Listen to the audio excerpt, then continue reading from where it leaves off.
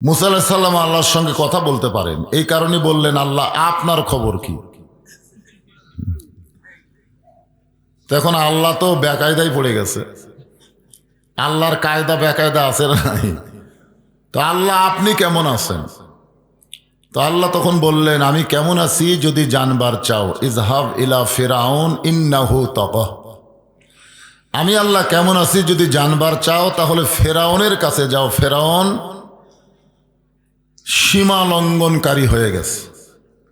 আজকে আমরা বাংলাদেশের মুসলমান সীমার মধ্যে আছি না সীমার বাইরে গেছি?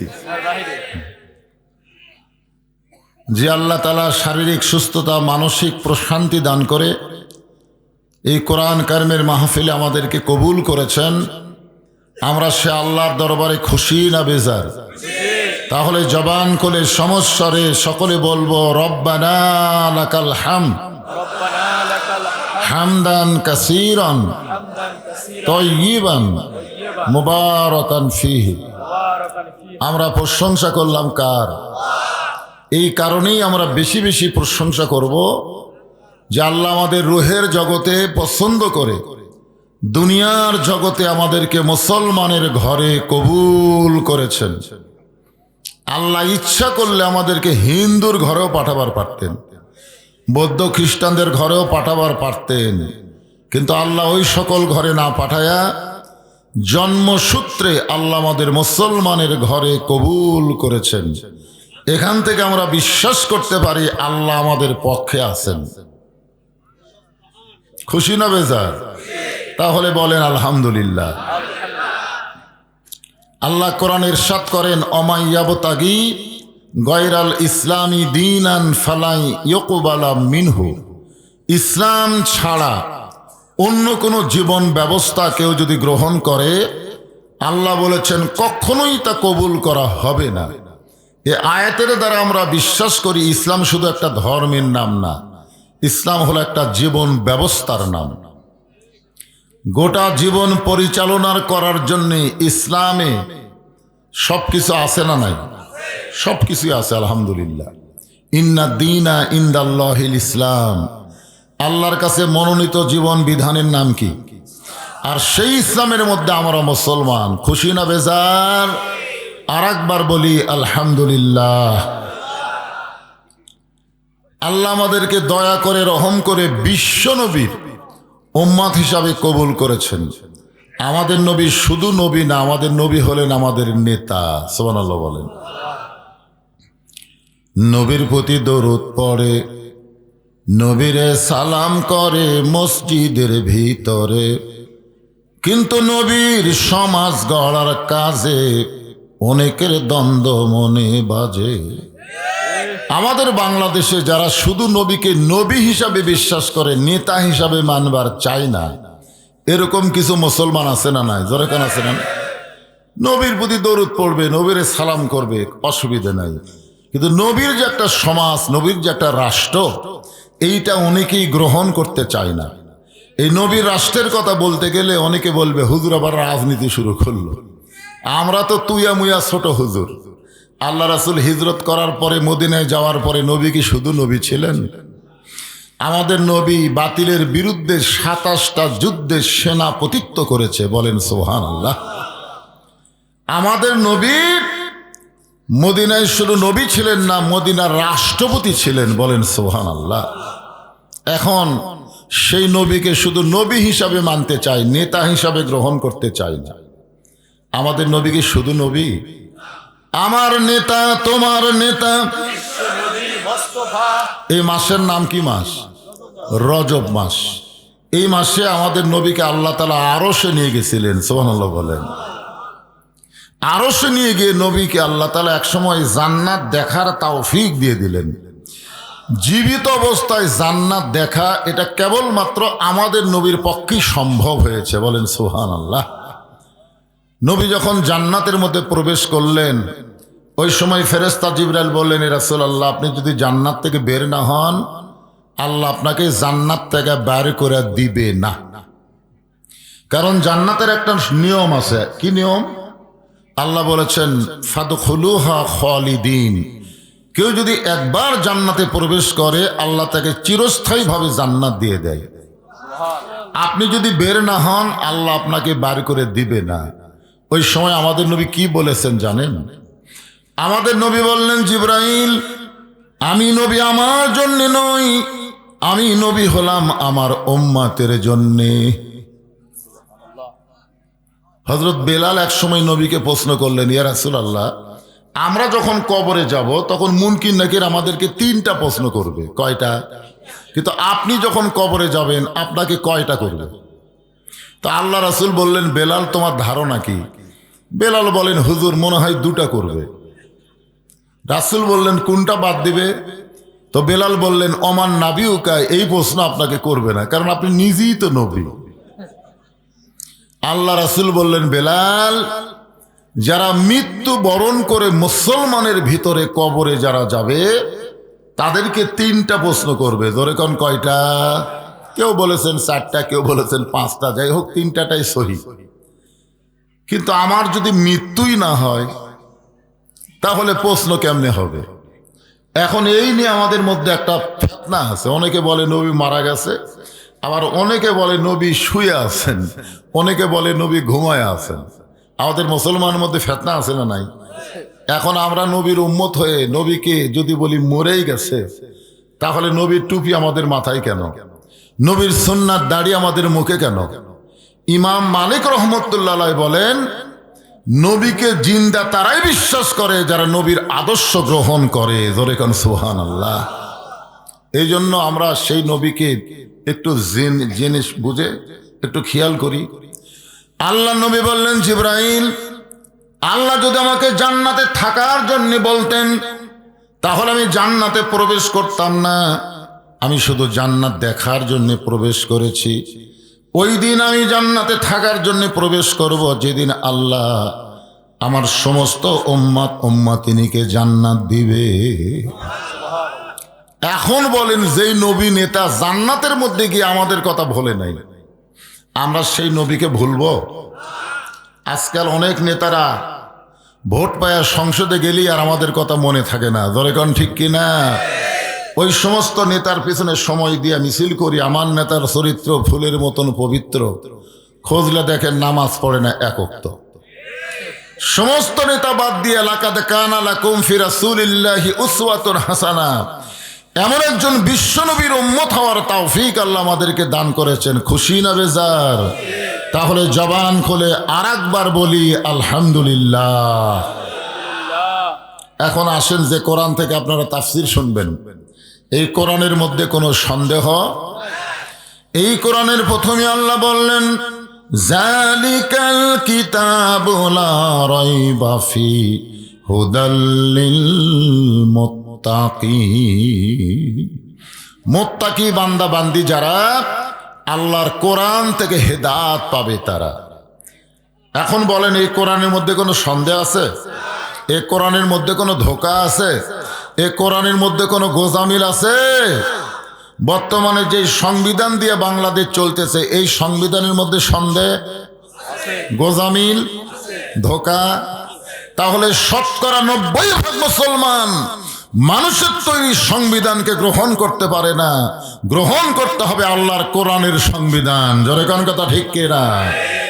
এই জন্য আলোচনা তাফসীর শোনার আগে সকলে একটা স্লোগান দেওয়া লাগবে, আল কোরআনের আলো সংসদে জালো। ঘরে ঘরে সবার স্লোগানে এক হয় না কেন?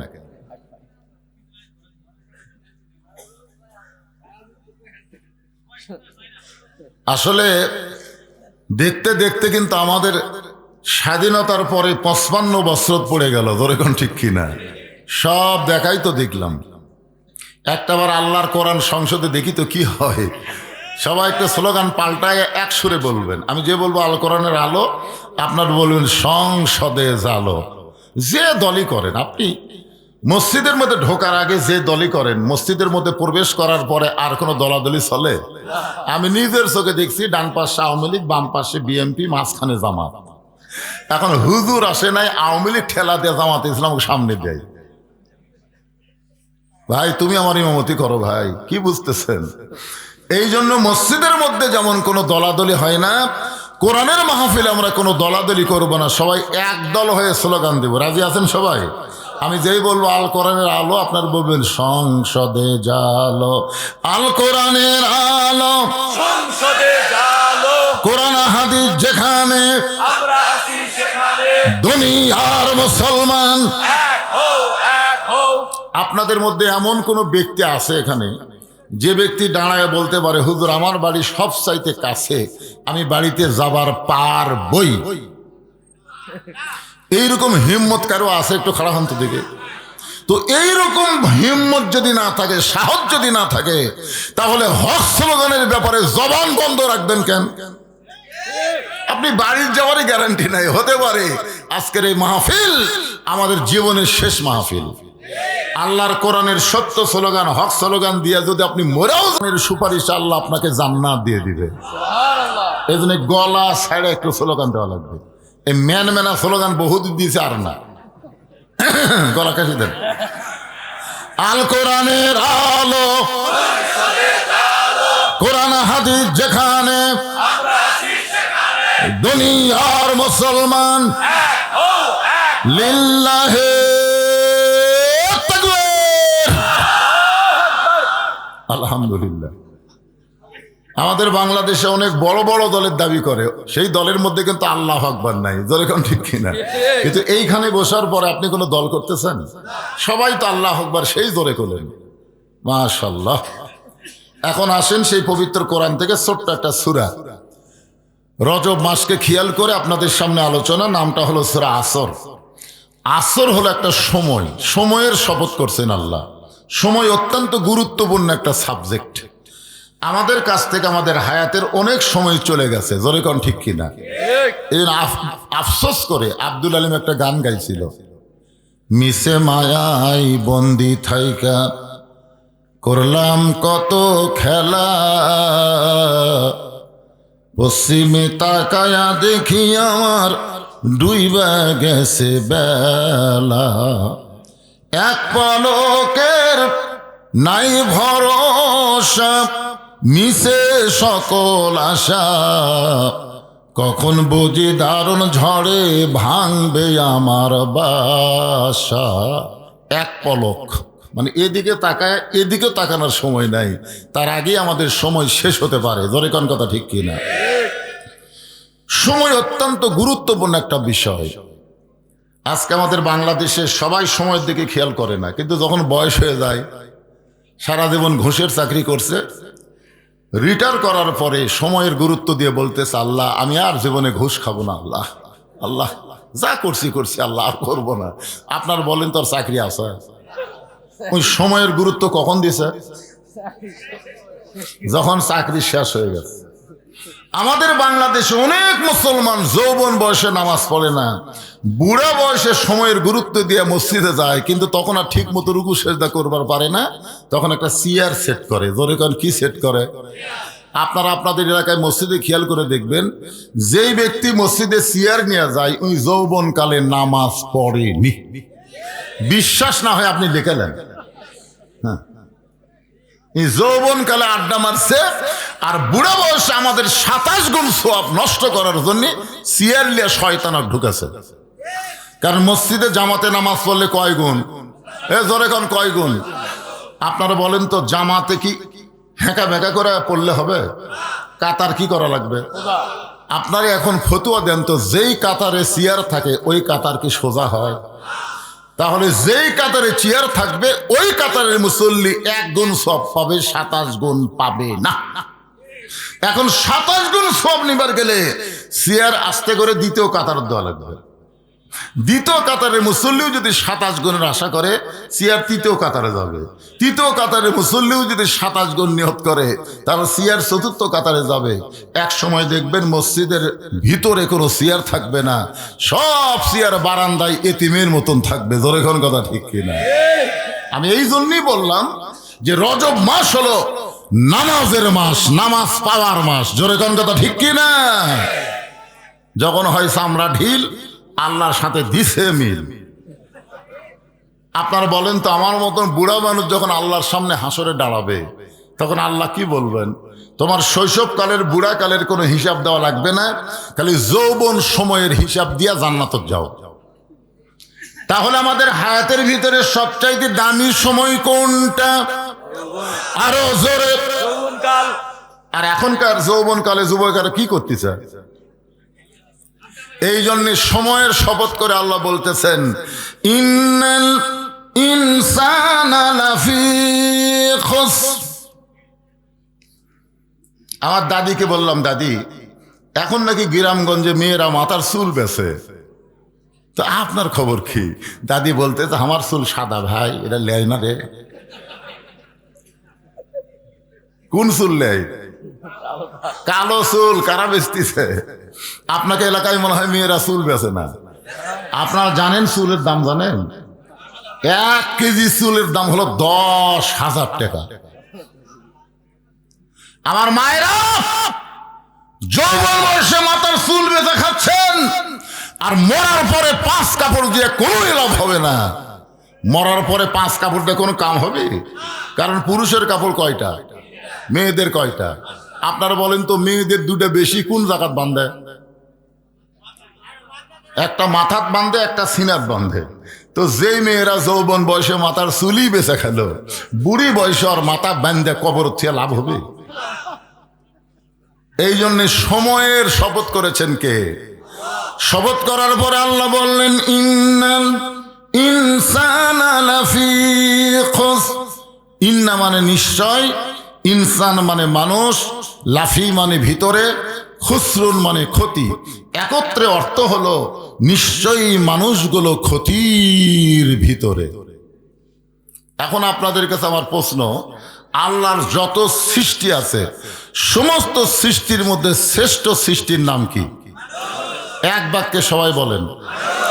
যে মানুষ সম্পর্কে আল্লাহ অন্য জায়গায় বললেন, অত্তিন ওয়াজ্জাইতুন ওয়াতুরি সিনিন ওয়াহাজাল বালাদিল আমিন। আল্লাহ 4টা শপথ করে বললেন, লাকাদ খালাকনাল ইনসানা ফি আহসানি তাকবীর। এই আয়াত দিয়ে আপনারা কি বুঝলেন? মানুষকে আল্লাহ ভালোবাসে কম না বেশি? সর্বপ্রথম মানুষের নাম কি? আদম আলাইহিস সালাম তৈরি করার পরে আল্লাহ কি বললেন? উসজুদু লি আদামা। ফেরেশতারা চমকে উঠলো, সেজদার মালিক একমাত্র কে? কিন্তু সে আল্লাহই বলতেছে আদমকে সেজদা করো। ফেরেশতাদের মনের মধ্যে কথা থাকলেও আল্লাহর হুকুম পালন করার জন্য সবাই আদমকে সেজদা করলো, কিন্তু একজন করলো না, ইবলিস। আল্লাহ বলল, কে রে ইবলিস, আদমকে সেজদা করলি না কেন? ইল্লা ইবলিসা আবা ওয়াস্তাকবার। ইবলিস অহংকার করে বলল, আদম হলো মাটি, আমি হলাম আগুন।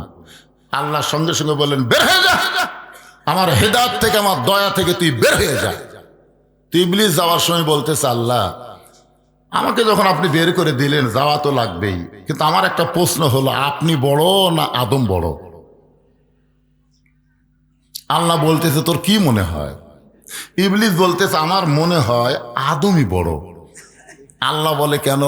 বলে, 6 লক্ষ বছর আপনাকে সেজদা করলাম, আর একটা সেজদা আদমকে করলাম না। তাহলে একটা সেজদা না করার কারণে আমার 6 লক্ষ বছরের সেজদা কি হলো? আল্লাহ বলে, ইবলিস তাহলে শোনো, আমি আল্লাহ আদমকে এত ভালোবাসি, আমার নিজের চাইতেও অনেক বেশি। একটা সেজদা না দেওয়ার কারণে তোমার 6 লক্ষ বছরের সেজদা বাতিল করে দিয়েছি।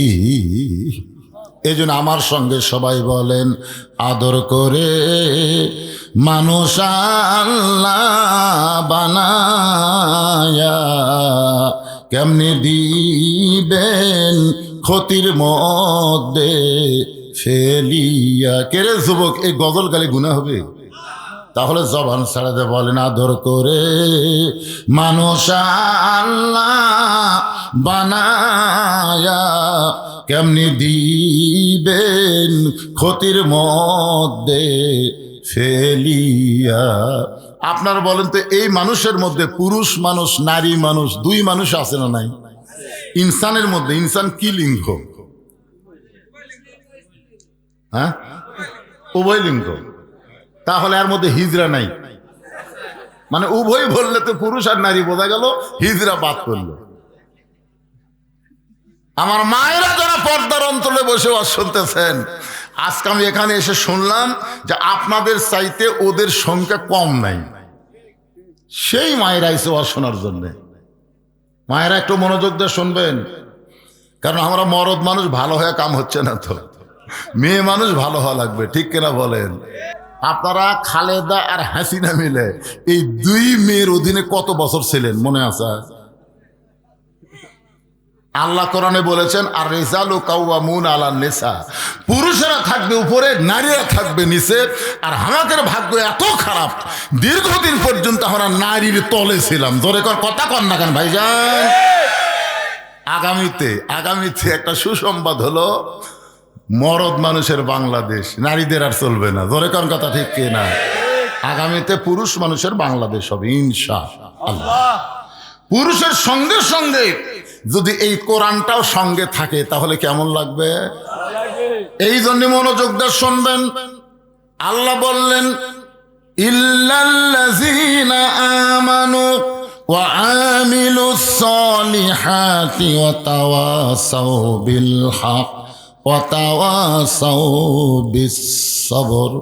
এখানে সর্বসাকুল্যে বিষয় হলো চারটা। ধরে বলেন কয়টা? এক নম্বর হলো ঈমান। ঈমান যদি ঠিক না থাকে, আপনি যত আমল করেন আল্লাহর দরবারে কবুল হবে? আপনার বলেন তো, নবীর চাচা আবু তালেব কেমন মানুষ ছিলেন? দুই একজন কয় না। এরপরও এই মানুষটাকে আল্লাহ জাহান্নাম দিবে, কারণ কি? আল্লাহ রাসূল নিজেই বলেছেন, আমি মায়ের পেটে থাকা অবস্থায় এতিম ছিলাম, কিন্তু দুনিয়াতে আসার পরে আমি এতিম ছিলাম না। সাহাবারা বললেন, হুজুর এটা কেমনে? রাসূল বললেন, ভাগ্যগুণে একটা চাচা পাইছিলাম আবু তালেব, যিনি আমাকে এমন ভাবে লালন পালন করেছে, আমার যে বাবা নাই এটা আমি কোনোদিন বুঝবারই পারি নাই।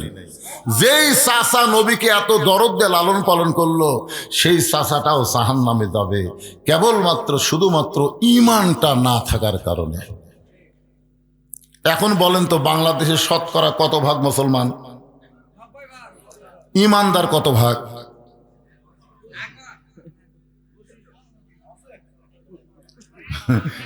এটাই কিন্তু মূল।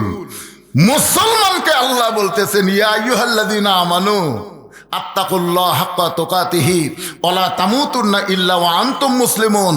খালি মুসলমান দাবি করলে হবে না, মুসলমান হয়ে মরা লাগবে। আর মুসলমান হয়ে মরবার গেলে ঈমান থাকা লাগবে।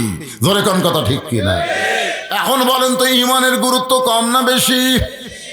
নামাজ পড়ে ঈমান নাই। নামাজ পড়ে কি নাই? আসরের নামাজ পড়ে জমির ধান দেখবার গেছে, উপর জমির পানি চলমল করতেছে, নিচে আর জমির পানি নেই। ওই তখন চারিদিকে তাকাছে, এভাবে চারিদিকে তাকে দেখে কেউ নাই। আস্তে করে বসে বিসমিল্লাহ কয়ে আল কাটছে। ওই মনে করছে বিসমিল্লাহ করলেই মনে হয় জায়েজ হয়ে যাবে। আমাদের বাংলাদেশে কতগুলো নেতা আছে দেখবেন, বিসমিল্লাহির রহমানির রহিম কয়া মানুষের তৈরি সমাজ, মানুষের তৈরি আইন, মানুষের তৈরি রাষ্ট্রের কথা বলে। বিসমিল্লাহ বলে মদ খাওয়া যে কথা, বিসমিল্লাহ বলে মানুষের রাষ্ট্রের কথা বলা একই কথা। জোরে কন কথা কন না কেন ভাইজান? ওই বিসমিল্লাহ কয়ে জমির আল কাটছে। আল কাটা ওই পানিতে হাত ধরছে, ধুয়ে আবার দাঁড়ায় চারিদিকে তাকায় বলতেছে, আলহামদুলিল্লাহ কেউ দেখেনি। কি কইছে? আলহামদুলিল্লাহ কেউ দেখেনি। আপনারা বলেন তো, ওই লোকটার নামাজ আছে কিন্তু কি নাই? ঈমান যদি থাকতো তাহলে কি বুঝতো? কেউ না দেখলেও ও কি চারিদিকে দেখতো না উপর দিকে দেখতো? ঈমানদারেরা কোন দিকে দেখে? বাবা, উপর দিকে তাকান। তোমার দুই কান্দে দুই মোহরি, লিখিতেছেন ডায়েরি, দলিল দেখে রায় দিবে, টাকা পয়সার নাই কারবার। রে ছেলেরা, রাত্রেবেলা দরজা জানলা বন্ধ করে কম্বলের মধ্যে মোবাইল চালু করো। হ্যাঁ, মনে করে এখন কেউ চেতন নাই, কেউ দেখবি না, আমি এখন ইচ্ছা মতো দেখতেছি। তখন দুই ফেরেশতা কয়, আল্লাহ এই শয়তানের কান্দ থাকবো না আল্লাহ। আমরা কান্দে থাকার পরও যে অশ্লীল ভিডিও দেখতেছে ই কি? আল্লাহ বলে থাক, দেখা যাক, সময় আছে তো, সময় আছে। 26 সালের 12ই ফেব্রুয়ারি এই বাংলাদেশ পরিবর্তন হতে পারে। জোরে গান কথা ঠিক কি না? হতে পারে তো। গোটা বাংলাদেশ ঘুরতেছে আপনাকে দোয়ায়, দেখতেছি তো কিছু। আগের দিন বাঘে খাসে ভাই, আগের দিন আর নাই রে। আপনারা মনে করতেছেন আগেও যায় এখনো যায়। হ্যাঁ ইনশাল্লাহ কিছু কিছু একটা হবে ইনশাল্লাহ। যুবকেরা এখন থেকে সাইজ হও। দুই কান্দের দুই ফেরেশতা কি করতেছে? ঘুম পাড়তেছে। ওই যখন অশ্লীল ভিডিও দেখতেছে ফেরেশতা ঘুমায়। ইমানদার বিশ্বাস করে কেউ না দেখলো আল্লাহ দেখতেছে, কেউ না দেখলো দুই ফেরেশতা লিখতেছে। ওর দ্বারা কোনো অন্যায় কাজ করা যাবে। ইমানদার কোনোদিন বলতে পারবে না আমার দয়াল বাবার দরবারেতে কেউ ফিরে না খালি হাতে। জিজ্ঞাসা করা হচ্ছে ভাই গাড়ি নিয়ে কোথায় যাচ্ছ? ভাই বাবার দরবারে। কি জন্য যাচ্ছে? আল্লাহ পাওয়ার জন্য। তো আল্লাহ পাওয়ার জন্য জিকির কি করতেছিস? জিকিরটা এইভাবে করা লাগবে আমার দয়ার আল্লাহর দরবারেতে কেউ ফিরে না খালি হাতে। আল্লাহ আল্লাহ। এক নম্বর ইমান। সাহাবা বললেন রাসূলুল্লাহ এই ইমান সম্পর্কে আমরা জানতে চাই। আল্লাহ নবী বললেন তাহলে শোনো, ইকরার বিল লিসান, তাসদিকু বিল জিনান, আমল বিল আরকান, এরই নাম হলো ঈমান। জবানে বলতে হবে লা ইলাহা। সবাই বলে লা ইলাহা। একটু ঝাঁকি দিয়েই কন্তরে ভাই, ঝাঁকির মধ্যে নেকি বেশি রে। লা ইলাহা ইল্লাল্লাহ, লা ইলাহা ইল্লাল্লাহ। এক তরিকার মুরিদ আমাকে কইছে হুজুর যত জোরে ঝাঁকি দিবেন তত জোরে শয়তান চলে যাবে। আরে শোনেন, আমি তরিকা নিয়ে ফাজলামো করতেছি না। তরিকা মানে রাস্তা। তরিকা চারটা না, তরিকা হলে একটা। আল্লাহর হুকুম, নবীর তরিকা। জোরে কোন কথা ঠিক কিনা? আল্লাহর হুকুম, নবীর তরিকা। আল্লাহ কোরআনে বললেন কুল, হে রাসূল আপনি বলেন ইন কুনতুম তুহিব্বুনাল্লাহ ফাত্তাবিউনি ইউহিব্বুকুমুল্লাহ। ওগো নবী আপনি বলেন কেউ যদি আল্লাহর ইবাদত করতে চায়, আল্লাহকে মহব্বত করতে চায়, তার একটাই মাত্র রাস্তা, ফাত্তাবিউনি, আপনাকে ইত্তেবা করতে হবে। আপনাকে যারা ইত্তেবা করবে, আপনার তরিকা যারা গ্রহণ করবে, ইউহিব্বুকুমুল্লাহ, আমি আল্লাহ তাদেরকে মহব্বত করব। আমার মহব্বতের নমিনা হলো ইয়াগফির লাকুম যুনুবাকুম ওয়াল্লাহু গফুরুর রহিম। এ কারণে আমার সঙ্গে সকলে বলবেন উপায় নাই রে। বলেন উপায় নাই রে, উপায় নাই রে, উপায় নাই নবী বিনে আল্লাহ পাওয়ার উপায় নাই। না ছেলেরা যদি আমার সাথে হুঁকারি না ধরে, ফেরে বা আমি কি জুয়ান? আমি একটা বুড়া মানুষ।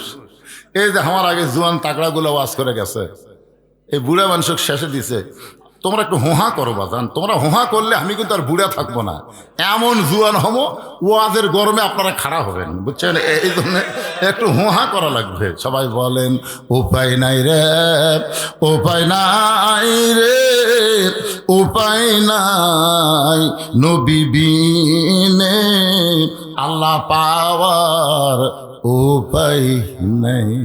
আপনি নবী বিনা আল্লাহ পাবেন? একটু মনোযোগ দিয়ে শুনবেন। জবানে বলতে হবে লা ইলাহা ইল্লাল্লাহ। শুধু জবানে বললে হবে না, ওইটা কলিজার মধ্যে জায়গা দেওয়া লাগবে। যাকে বলা হয়েছে তাসদিক বিল জিনান। কলিজার মধ্যে যখন ইমানের জায়গা হবে, ওই মানুষটার কাছে জীবনের চাইতে ইমানের গুরুত্ব বেশি হবে। আপনারা বলেন তো ইমান বাঁচান ফরজ না জীবন বাঁচান ফরজ? আমরা যদি জীবন বাঁচাবার পারতাম তাহলে খালেদা যে মরত।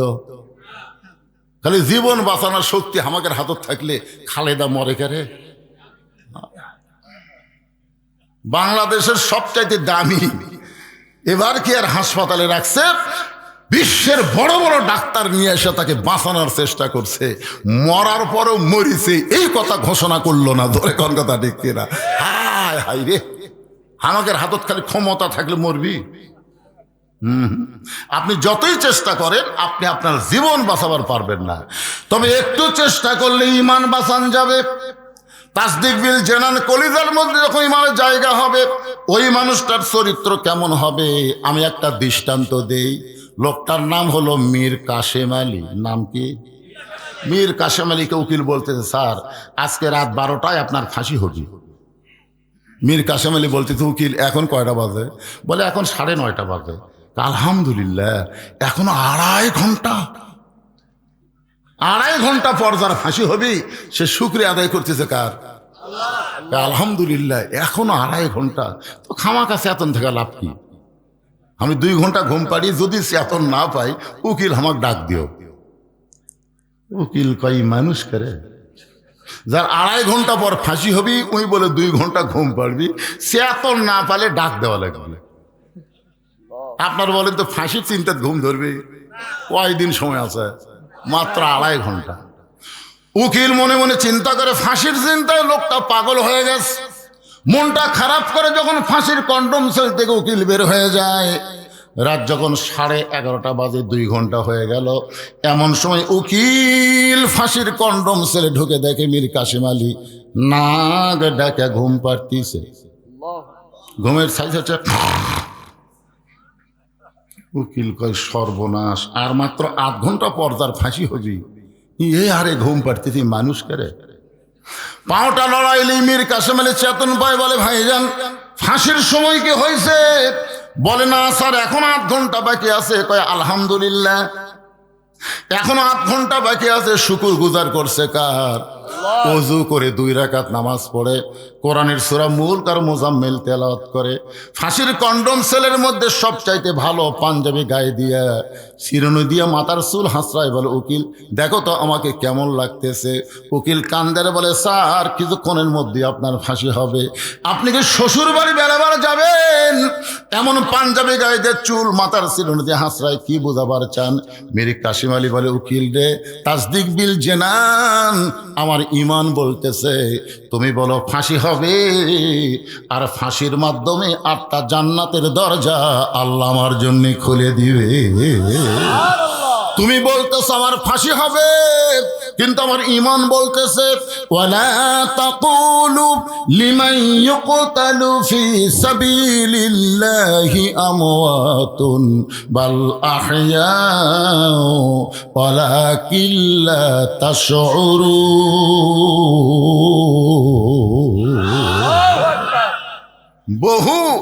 বহু লোক ওসমান হাদিকে বলছে, ওসমান হাদি ভাই আপনি ভারতের বিরুদ্ধে যে হারে কথা বলতেছেন, যে কোনো সময় আপনাকে হত্যা করতে পারে, আপনি কিছু বন্ধু বান্ধব নিয়ে থাকেন, একা একা ধরেন না।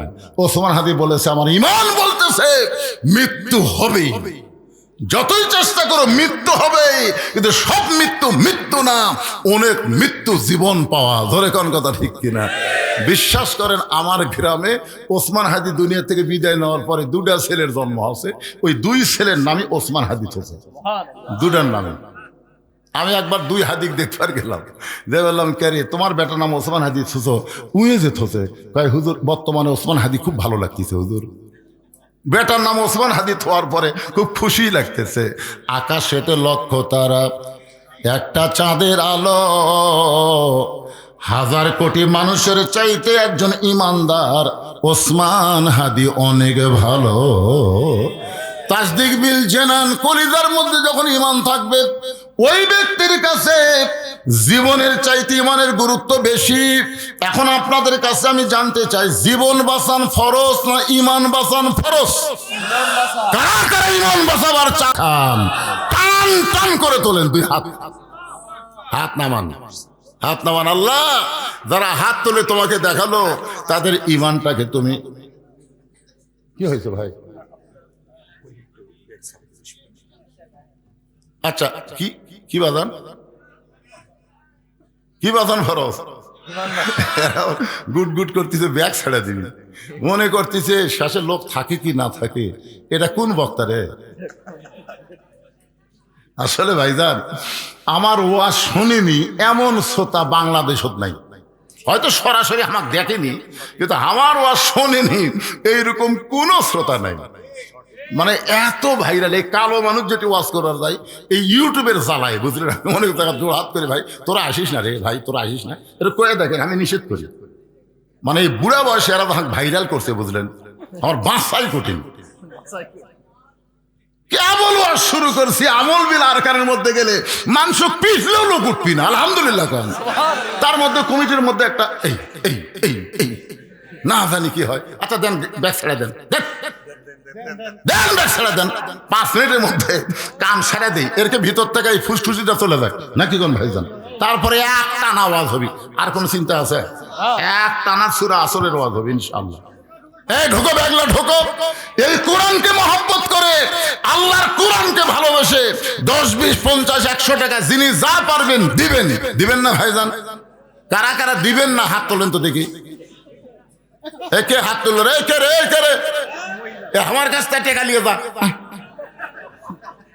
আর কারা কারা দিবেন তারা একটা হাত তোলেন, কারা কারা দিবেন? লিল্লাহে তাকবীর।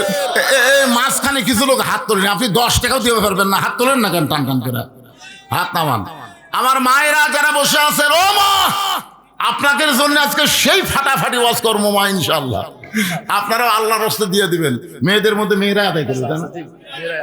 হ্যাঁ, মেয়েরা আদায় করবে মা, আপনারা খুশি মনে দিয়ে দেন। এই ছেলেরা ব্যাগ লেগেছে, দেন দেন, সবাই বার করেন। আমি আপনাদের অনুরোধ করবো, ছিঁড়া ফাটা যেই টাকা চালা লেয়নি, পানালা হাত দিয়ে ধরেনি, এই টাকা দেন, ব্যাগত দেন না। টাকাও বেশি উঠবি, কিছুক্ষণ পরে দেখবেন মেয়েকে টাকার টোপলা দেখেন আর আপনাকে টাকার ব্যাগ দেখেন, আপনার দিকে হবে। মেয়েরা সেই দেওয়া দেবে। আজকে ফাতেমার ওয়াজ হবে না ইনশাআল্লাহ? ভাইজান দিয়ে দেন, সবাই দিয়ে দেন। লান তানালুল বিররা হাত্তা তুনফিকু মিম্মা তুহিব্বুন। যেইটাকে আপনি মহব্বত করেন সেইটা আল্লাহ দেন। আপনার কাছে 200 টাকার লোট আছে, 100 টাকার লোট আছে, 50 টাকার লোট আছে, 10 টাকার লোট আছে। এই কয়টা লোটের মধ্যে কোনটাকে আপনি পছন্দ করেন? তো 200 দেন। এটা দিচ্ছেন কার? আল্লাহ। জোরে বলেন কে? এই যে মুরব্বী, ওঠে কেন? বাবা বসেন, বসেন, বসেন, বসেন, ওঠেন বাবা, বসেন, বসেন। আপনি দিবার না পারলে সমস্যা নাই, জোর জবস্তি নাই। যিনি যা পারবেন আল্লাহর রাস্তায় একটু দিবেন। একটু জিকির করেন, লা ইলাহা লা ইলাহা ইল্লাল্লাহু লা ইলাহা ইল্লাল্লাহু লা ইলাহা ইল্লাল্লাহ লা ইলাহা। পাহাড় পর্বত নদ নদী এ নাম গাহে নিরবধি। আমার আল্লাহ নামের এতই মধু, আল্লাহ নামের এতই জাদু, লুকিয়ে রাখছেন হে আল্লাহ জোরে লা ইলাহা ইল্লাল্লাহ লা ইলাহা। বাবা ব্যাগগুলো আদায় করে টেজত নিয়ে আসো তো। পুরুষ মানুষ কত টাকা দিল আমরা এক ব্যাগত তুলে একটু দেখবার চাই, আর মেয়ে মানুষরা কত দেয় আজকে আমরা দেখাবো। আগামীতে মরদ থাকবি না মেয়ে থাকবি দেখা দরকার, ধরে কোন ঠিক কি না? হ্যাঁ, এই জন্য ব্যাগগুলো আদায় করে সব টেজত নিয়ে আসবা ইনশাল্লাহ।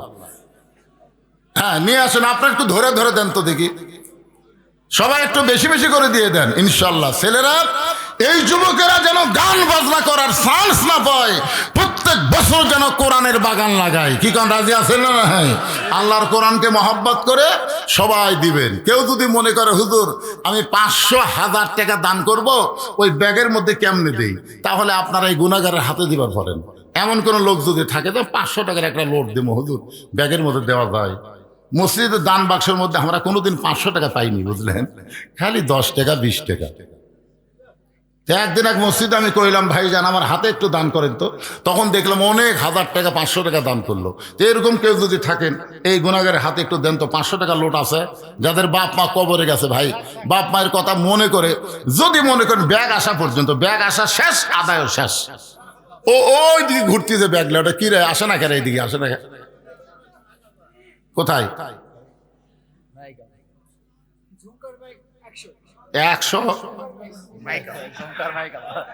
ঝংকার মাইকালা ভাই, আমি গুনাহগারের হাতে 100 টাকা দান করে দেয়, আল্লাহ তার মাইকটা সবসময় ভালো রেখো, জোরে কোন আমিন। কিন্তু মাইকালার একটা সমস্যা হলো, এরা নামাজ পড়বার পায় না। এই মাইকালা আর এই ভিডিও ম্যানেরা এরা কিন্তু হুজুরের ওয়াজ তোলে, নামাজ খুব একটা পড়বার চায় না। আমি ওয়াজ করতেছি, তোমরা কিন্তু 5 ওয়াক্ত নামাজ ধরা লাগবে, ভিউ ব্যবসা কমে যাবে। আর তোমরা মাইকালা ভাইজান এত বক্তা করে ওয়াজ শোনো আর নামাজ পড়ো না কেন? ঝুমকার মাইকের টাকা দিল, কি খবর কি? এই মাগরিব এসে নামাজ পড়ছে, যা করছে করছে, ফজর থেকে শুরু করে ওই আবার উত্তর যাচ্ছে, কে উত্তর যাচ্ছে? একটু মনোযোগ দিয়ে শুনবেন। ইমান সম্পর্কে রাসূল শেষ কথা বললেন, আমল বিল আরকান, ইমান অনুযায়ী আমল করা লাগবে। আপনাদের কাছে আমার প্রশ্ন হলো, ইমানকে যদি আমরা রক্ষা করতে চাই, তাহলে যে আমল না করলে ইমান থাকবে না। নাম নাই, চকচকা চেহারা, আর বিয়ে হবি না মানে করবার ফেলে মেয়েরা লাইন ধরবে, কি কয়? আর ঢপ দেখছেন সালমান শাহর মতন। 500 টাকা দান করে গেল এক যুবক, আল্লাহ দানকে কবুল করেন। আব্বুর জন্য, আব্বুর জন্য ইয়া দিয়েছিল, পটিয়ালা টাকা দিয়েছিল। না না চলে না, এই টাকা লেয় না ভাই, এখন টাকা ছিঁড়া টাকা লিবার চাই, কিন্তু পটি মারা টাকা লেয় না। না দানই যখন কর্ম, টাকা যদি ভালো থাকে সেটা তো মনে হয় কথা কন না কেন ভাই? এই দান কি দুনিয়ার জন্য না জান্নাতের জন্য রে? তো জান্নাতের জন্য ছিঁড়া টাকা দিবেন কে? নাই ও আরেকজন দিছে, ও তোমার আম্মু দিছে, ঠিক আছে, এটা তোমার হুজুর দিও না বাবা, এরা চলাবি, যেভাবে হোক চলাবি ইনশাল্লাহ। বাপের জন্য দোয়া চাই, আল্লাহ বাবার কবরকে জান্নাতের টুকরা বানায় দেখ, ধরে কোন আমিন। শুরু করব, শুরু করবো না? আমল বিল আরকান, ইমান আমল করতে গেলে যে আমল না করলে ইমান থাকবে না, আপনারা বলেন তো সেই আমলের নাম কি? যে আমল না করলে ইমান থাকবে না, সেই আমল হলো লা সালাতা লা ইমানা, যার নামাজ নাই তার ইমান নাই। লা সালাতা লা দীনা, যার নামাজ নাই তার কোনো ধর্ম নাই। বাইনাল আবদি ওয়াল কুফরি তরকুস সালাত, বান্দা কাফেরের মধ্যে পৃথক করার জিনিসটার নামই হলো নামাজ। যারা নামাজ পড়বে তারা হবে আল্লাহর বান্দা, আর যারা নামাজ পড়বে না তারা হলো কাফের। মান তারাকা সালাতু মুতাম্মিদান ফাকাত কাফারা, ইচ্ছা করে একটা ওয়াক্ত নামাজ যারা বাদ দিল তারা আল্লাহর সঙ্গে কুফরি করলো। এই জন্য ইমানকে রক্ষা করতে গেলে 1 নম্বর যে আমল লাগবে, সে আমলটার নামই হলো নামাজ। আপনাদের কাছে আমার প্রশ্ন হলো, এই লাইলাতুল মিরাজে আল্লাহ নবীকে আল্লাহ যে নামাজ দিয়েছে, এটা কোন নামাজ? এই নামাজ হলো 5 ওয়াক্ত নামাজ। এই নামাজের মধ্যে কিন্তু জুমার নামাজ নাই।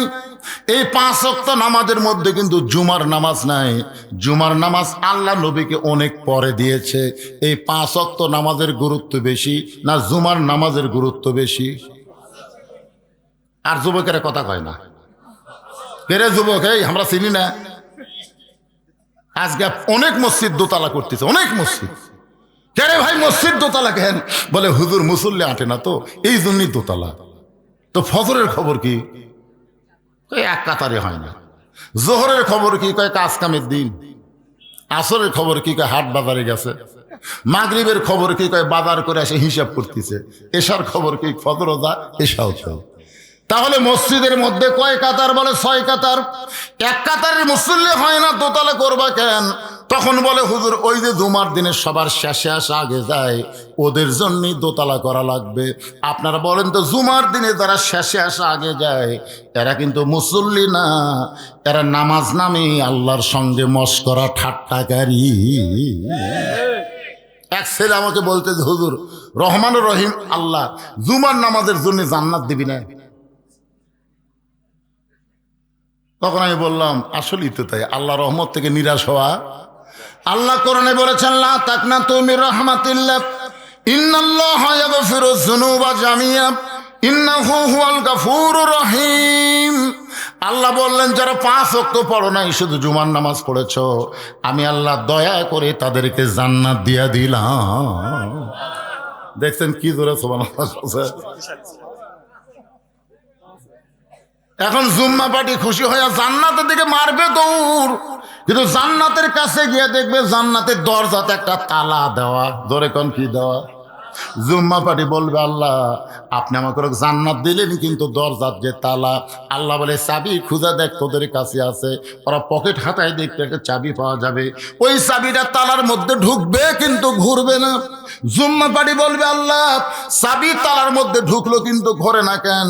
আল্লাহ বলে তালার মধ্যে 5টা দাগ আছে, তোদের চাবির মধ্যেও 5টা দাগ থাকা লাগবে, দাগে দাগে মিল হবে, কুট্টুস করে খুলে যাবে। তখন জুম্মা পার্টি বলবে আল্লাহ কিসের দাগ? আল্লাহ বলবেন 5 ওয়াক্ত নামাজের দাগ। তখন ওরা বলবে আল্লাহ আমাদের চাবি তেল তেলা কোনো দাগ নাই। আল্লাহ বলবেন তাহলে আমার দয়াতে জান্নাত দেখে ফেরত আয়।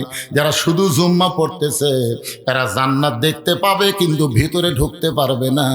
জান্নাতে ঢুকতে গেলে 5 ওয়াক্ত লাগবে। জোরে বলেন কয় ওয়াক্ত? আসসালাতু মিফতাহুল জান্নাত, নামাজ হচ্ছে বেহেশতের চাবি। এই নামাজ হলো 5 ওয়াক্ত নামাজ।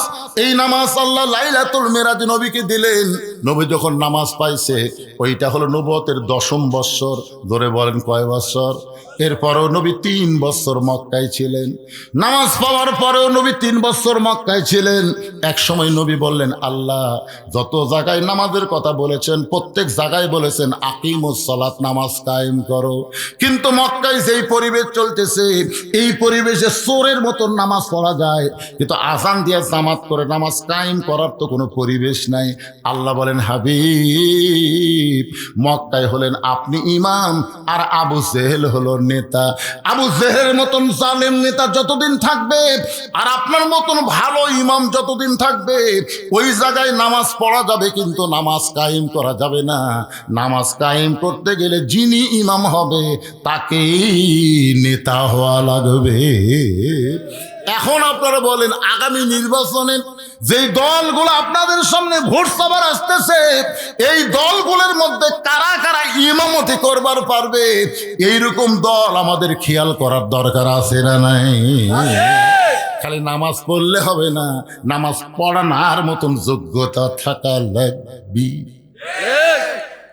হায় হায় রে, এই কথা কলে তো একজন বলছে জাতীয় ইমাম, মুখের দিকে তাকা দেখেন তেলতেলা। আমাদের বাংলাদেশে আর যাই হোক মুসলিম ইমামের দিকে সবাই তাকায়, তাকায় কি তাকায় না? একজন আমার ফতুয়া আছে হুজুর ইমামের দাড়ি যদি এক মুষ্টির নিতে হয় তার পাশে নামাজ হবে।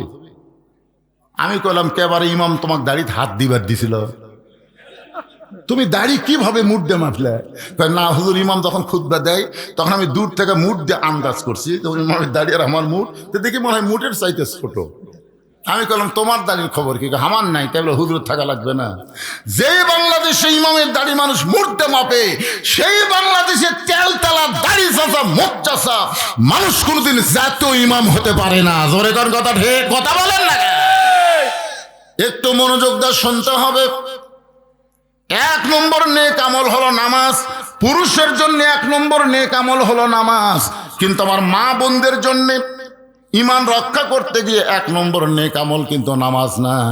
1 নম্বর নেক আমলের নাম হলো পর্দা। জোরে বলেন 1 নম্বর নেক আমলের নাম কি? আরো জোরে।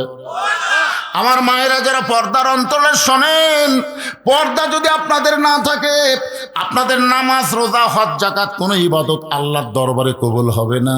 মেয়েদের ইবাদত কবুল করতে গেলে 1 নম্বরে যে জিনিসটা রাখতে হবে তার নাম হলো পর্দা। আল্লাহ রাসূল বললেন ফাতেমা মাত্র 4টা আমল করলে আল্লাহ 8টা জান্নাত খুলে দিবে।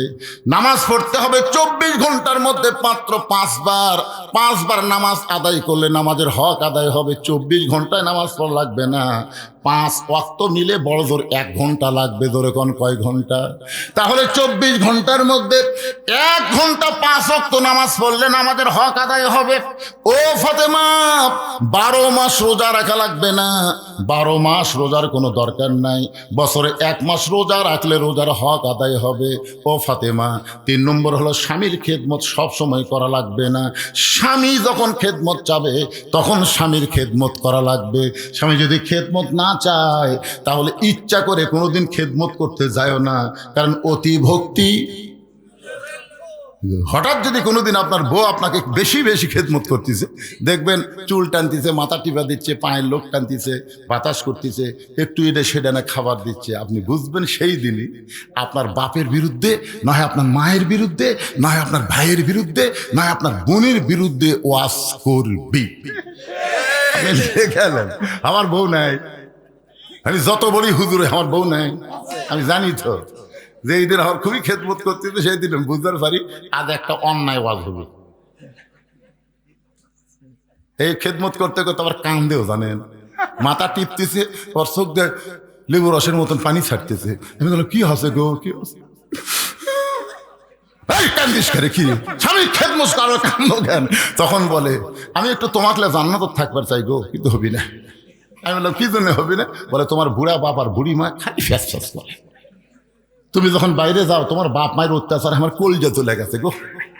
তুমি যদি বাপ মার সাথে থাকবার চাও তাহলে আমার বাপের বাড়িতে পাঠিয়ে দাও, আর আমার সাথে যদি সুখের শান্তির সংসার করবার চাও তাহলে তোমার বাপ মা বাদ দেওয়া লাগবে। অমা আলাইনা ইল্লাল বালাক। এমন সুন্দর একটা ওয়াজ করছে, এখন আপনি কি করবেন? আপনার পা টিপতেছে, বাতাস করতেছে, আপনি কি করবেন? এমন সময় আল্লাহর কোরআন আপনার সামনে এসে বলবে লিয়াবলুয়াকুম আইয়ুকুম আহসানু আমালা, তোমাকে সুন্দর আমলের পরীক্ষা করা হবে। ওই সময় সবচাইতে সুন্দর আমল হলো যে গজলটা আপনারা শুনলেন। এই গজলটা শুনে কি বুঝলেন? আল্লাহ কোরআনে বলেছেন ওয়াকাদা রব্বুকা আল্লা তা'বুদু ইল্লা ইয়াহু ওয়া বিল ওয়ালিদাইনি ইহসানা। বউ যদি মরা যায়, সকালে মরলে বিকেলে বিয়ে করা যাবি কি যাবি না? বউ যদি ছেড়ে দেন বইয়ের কোনো অভাব নাই, কিন্তু বাপ মা যদি মারা যায় কিয়ামত পর্যন্ত যদি আপনি কাঁদেন, ওই দরদের বাপ মাকে আর আপনি ঘুরে পাবেন না। দরকার হলে বউ ত্যাগ করব, কিন্তু বাপ মাকে ত্যাগ করা যাবি। এত খেদমত করতেছে, ওয়াজ করছে, লাভ দিয়ে বলো তো টাং টোপলা যা আছে বান দেখ। বউ বলতেছে কেন গো, তুই না বাপের বাড়িতে যাবার চাইলি, তোর 3 তালাকের গাড়িত করে তোর বাপের বাড়িতে পেরে দেবো রে। তুই মরে গেলে তোকে ছেড়ে দিলে বইয়ের হবো আছে, তুই তো আর বাপ মায়ের বিরুদ্ধে ওয়াজ করলি, বাপ মা মরে গেলে কুটি পাবো। বউ দৌড়ে এসে পাও ধরে বলতেছে তুমি আসলে আল্লাহর ওলি গো, তোমার ধোকা দেওয়া যাবে না। আমার মায়েদের বলতেছি মা শোনেন, স্বামীর খেদমত করবেন, কিন্তু অতিরিক্ত খেদমত করতে রাসূল নিষেধ করেছেন। স্বামী যখন খেদমত চাবে তখন স্বামীর খেদমত করা যাবে, ইচ্ছা করে অতিরিক্ত খেদমত ফাতেমাকে আল্লাহ রাসূল নিষেধ করেছেন। রাসূল বলেন ফাতেমা সতীত্বের হেফাজত, পর্দা করা, যেই পর্দা সম্পর্কে আল্লাহ বলেছেন وقرنا في بيوتكن ولا تبرجنا تبرج الجاهلية الأولى। আল্লাহু আকবার করবেন না? ফাতেমা সব সময় পর্দার মধ্যে থাকতে হবে।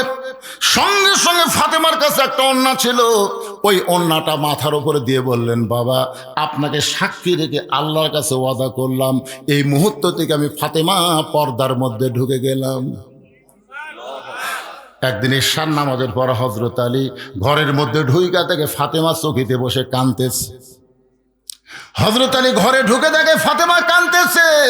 হযরত আলী থুতুনির তলে হাত দিয়ে বললেন বিবি গো এমন করে কান্দার কারণ কি? ফাতেমা বলে স্বামী গো আপনি কি জানেন আল্লাহ তাআলা আমার দোয়া কবুল করেছে। আলী বুসকি বুসকি হাসার গায়ে পাগলি নাকি? আল্লাহ যদি দোয়া কবুল করে থাকে তাহলে কেন কাঁদতেছেন? ফাতেমা বলে স্বামী গো কি দোয়া আল্লাহ কবুল করেছে এইটাকে আপনি শুনবেন না? আলী বলতেছে বলো তো তোমার কি দোয়া আল্লাহ কবুল করেছে? ফাতেমা বলতেছে আল্লাহ তাআলা আমাকে পর্দার মধ্যে মৃত্যু দিবে, এই দোয়াটা আল্লাহ কবুল করেছে। আলী বলে পাগলি রে, যে সারা জীবন পর্দা করলো তার মৃত্যু তো পর্দার মধ্যেই হবে, এখানে আবার কান্দার কারণ কি? ফাতেমা বলে স্বামী গো সেই মৃত্যুটা কবে হবে এইটাকে আপনি শুনবেন না? আলী বলেন ফাতেমা মানুষ কোনোদিন মরার কথা কথা বলতে পারে না, কে কখন মরবে এটা কেউ কোনোদিন বলতে পারে না। ফাতেমা বলতেছে কিছুক্ষণ আগে আল্লাহ পাক আমারে জানাইছে আজকে গভীর রাত্রে ফাতেমার মৃত্যু হবে। যেই বলছে আজকে গভীর রাত্রে ফাতেমার মৃত্যু হবে, গাছের গোড়া কাটলে গাছটা যেমন পড়ে যায়, হযরত আলী তেমনি পড়ে গেলেন ঘরের মাঝায়। মা ফাতেমা দুই হাত দিয়ে চোখের পানি মুছে মুচকি মুচকি হেসে স্বামীর মাথাটা উরাতের উপরে নিয়ে কপালে একটা চুমু দিয়ে সান্ত্বনা দিয়ে বলতে, স্বামী গো, আমি আমার বাবার মুখে শুনেছি আপনি হলেন পৃথিবীর সবচাইতে বড় আলেম। আমার বাবার মুখে শুনেছি আপনি হলেন পৃথিবীর সবচাইতে বড় বীর। আপনারা বলেন তো হযরত আলী আলেম ছোট না বড়? আল্লাহর নবী যখন মদিনার খলিফা ছিলেন ওই সময় আলীকে নবী শিক্ষামন্ত্রীর দায়িত্ব দিয়েছিলেন। হযরত আবু বকর যখন মদিনার খলিফা হলেন ওই সময় হযরত আলীকে শিক্ষামন্ত্রীর দায়িত্ব দিয়েছিলেন। হযরত ওমর যখন মদিনার খলিফা ওই সময় হযরত আলী হলেন শিক্ষামন্ত্রী। ওসমান গনি যখন মদিনার খলিফা ওই সময় আলী ছিলেন শিক্ষামন্ত্রী। তার মানে খলিফা পরিবর্তন হয় কিন্তু শিক্ষামন্ত্রী পরিবর্তন হয় না। রাসূল বলেছেন আনা মাদিনাতুল ইলমি ওয়া আলিউ বাবুহা, আমি হচ্ছে এলিমের শহর, আলী হচ্ছে তার দরওয়াজা। এখন আপনাদের কাছে আমি জানবার চাচ্ছি হযরত আলীর মতন শিক্ষামন্ত্রী যদি বাংলাদেশে হতো তাহলে আপনারা বলেন তো কোন শিক্ষার গুরুত্ব বেশি হতো? আজকে আমাদের বাংলাদেশে কোন শিক্ষার গুরুত্ব বেশি? আমার মাদ্রাসার আব্দুল্লাহ বুঝলেন 7 বছর বয়স, পেশাব করে যায় শীতের মধ্যে, পেশাব করে। আমি মনে করছি ঠান্ডার কাশ হতো। তো মানুষের মহত আমি ওটাকে বললাম, হুজুর এই যে কাশতেছে পেশাব খানার গন্ধ কি ভিতর ঢুকতেছে না? হুজুর আপনি জানেন না এটা কাশ লয় তো। আমি বলে কাশ লয় কি? কক জিজ্ঞেস করেন। ওই যখন পেশাব করে পানি নিয়ে উঠলো, এটা কাশলু কে? হুজুর পেশাব নিয়ে গেলাম হুজুর। পেশাব হওয়ার পরে আমার মনে হচ্ছে আটকে আছে, কাজ দিয়ে আঙ্গুল দিয়ে দেখে 1 ফোঁটা বাড়াছে। আমার মনে হচ্ছে আবার আরো আছে, আবার এক কাজ দিলাম সামান্য বাড়ালো, পরে আবার কাজ দিয়ে দিকে আর বাড়াইনি। পানি খরচ করলাম, এখন ওযু করবো। কে রে আব্দুল্লাহ, তুই 7 বছরের বাচ্চা, এই যে পৌষ মাস মাঘ মাসের শীতে ওযু করবি কেন রে পাগলা? আপনি জানেন না হুজুর আমরা যে পড়া পড়ি এটা ধরবার গেলে শরীর পবিত্র থাকা লাগে হুজুর, ওযু ছাড়া হয় না। 7 বছরের বাচ্চার কথা শুনে আমি ওটি বসা করলাম। অথচ ওর সাইডে 2 বছরের বড় ক্লাস 2 পড়ে, কান্দত ব্যাগলে খাড়া হয়ে মারতেছে। আমার গ্রামের এক ছেলে কিয়ামতের লক্ষণ পেশাব দিয়ে 40 লিখছে জানেন। হ্যাঁ, ওই পেশাব দিয়ে আগে লিখছে 4, পরে দিতে 0। আমি বললাম করে পেশাব দিয়ে অঙ্ক লেখা জীবনে প্রথম দেখলাম। মাথা হাত দিয়ে চিন্তা করলাম কি দিই। এক সময় রাগ সামলাম, এই কইছি মারছে তো। আমি দৌড়ে গিয়ে ধরে বললাম কি করলি? কেরে কেমনে পেশাব করা লাগে, বসা পেশাব করা লাগে, তোর স্যার তোকে শিখাইনি? তখন বলে চাচা দেখি কন প্রাইমারি পেশাবখানার যা দিকে আমার স্যারই খাড়া হয়ে পেশাব করে। 90% মুসলমানের দেশে যেই শিক্ষার গুরুত্ব দিতে হবে সেই শিক্ষা পড়তে গেলে আগে পবিত্র হওয়া সেটা লাগবে। ধরে কোন কথা ঠিক কিনা? আমাদের বাচ্চাগুলোকে পবিত্র হওয়ার শিক্ষা দেওয়ার দরকার আছে না নাই? কি শিক্ষা দিচ্ছে? আকডম বাগডম ঘোড়াডম সাথে ঢাক ঢোলক ঝাঁঝর বাজে, বাঁচতে বাঁচতে চললো ঢুলি, ঢুলি গেল কমলা ফুলি। আপনার বলেন তো এর মধ্যে একটা কথা সত্যি আছে? তাহলে আপনার বেগুনা মাসুম বাচ্চাকে আপনি মিথ্যা শিক্ষা দিচ্ছেন, আর সেই শিক্ষার জন্য শিক্ষামন্ত্রী হাজার হাজার কোটি টাকা সংসদ থেকে বাজেট করতেছে। আগামীতে 12ই ফেব্রুয়ারি সঠিক জায়গায় যদি কাম করবার পারেন আর কোনো নাপাক শিক্ষা থাকবে না, পবিত্র শিক্ষা দিয়ে মুসলমানের শিক্ষা শুরু হবে। ধরে কোন কথা ঠিক কি না? এই দৃশ্য বাংলাদেশ জমিনে দেখবার চাই। কারা কারা রাজি? 2 হাত তোলা আল্লাহকে দেখেন। লিল্লাহে হাত নামান ভাইজান। এই শিক্ষা আমাদের সন্তানের দরকার আছে না নাই? দরকার আছে না নাই? ফাতেমা চোখের পানি মুসকে হাসি দিয়ে বলতে, স্বামী গো, আমি আমার বাবার মুখে শুনেছি আপনি হলেন সবচাইতে বড় জ্ঞানী, আপনি হলেন সবচাইতে বড় বীর, বউ আপনার রাত্রেবেলা মরবে, এই কথা শোনার পরে আপনি এমনভাবে পড়ে গেলেন কেন? আপনি কি জানেন না এ দুনিয়া থাকার জায়গা না, এখানে আসলে যাইতে হবে। এই সত্যি কথাটা আমরা অনেকে স্বীকার করতে চাই না, আজকে আপনারা স্বীকার করেন। আসলে যাই বলতেছেন না, মনে করতেছেন থাকবেন, থাক ইনকা করে কি দেখতেছেন ভাই? কয় 6 তলার ভিত দিছি হুজুর, 3 তলা কমপ্লিট হচ্ছে, রড বার করে থুছি হুজুর। 6 তলার ভিত দিছে, 3 তলা কমপ্লিট হচ্ছে, রড বার করে থুছে হুজুর, দোয়া করবেন হুজুর, আর 3টা তালা দান করবার পারি হুজুর। হুজুরও দোয়া করতেছে, আল্লাহ 3 তলা করছে, আর 3 তলা দান করবার পারে, আল্লাহ করা শেষ হলে যেন মরে, আল্লাহ করা শেষ হলে যেন মরে। আপনার বলেন তো 6 তালা না 20 তালা? এ কথা কোন 6 তালা না 20 তালা? তাহলে বারবার ঘাড় কাট করে উপর দিকে না তাকা, নিচ দিকে একবার তাকা। এই দুনিয়া থাকার জায়গা না, এখানে আসলে যাইতেই হবে, জোরে কোন কথা ঠিক কিনা? তো কেমনে যাবেন, কেমনে যাবেন? যে অবস্থা আছেন এই অবস্থা গেলে তো পিটন খাওয়া লাগবে। কিন্তু যেদিন ডাক পড়িবে, কিন্তু যেদিন ডাক পড়িবে কবর মাঝে যাইতে, জোগাড় কিছু করছো বন্ধু তার মাঝে বিছাইতে। ফাতেমা বলে, স্বামী গো, এমন করে আপনি কাঁদবেন না, আমি মরে যাওয়ার পর আমার 3টা চাওয়া আপনাকে পুরা করতে হবে। আমি দুনিয়া থেকে বিদায় নেওয়ার পরে আমার 3টা চাওয়া আপনাকে পুরা করা লাগবে।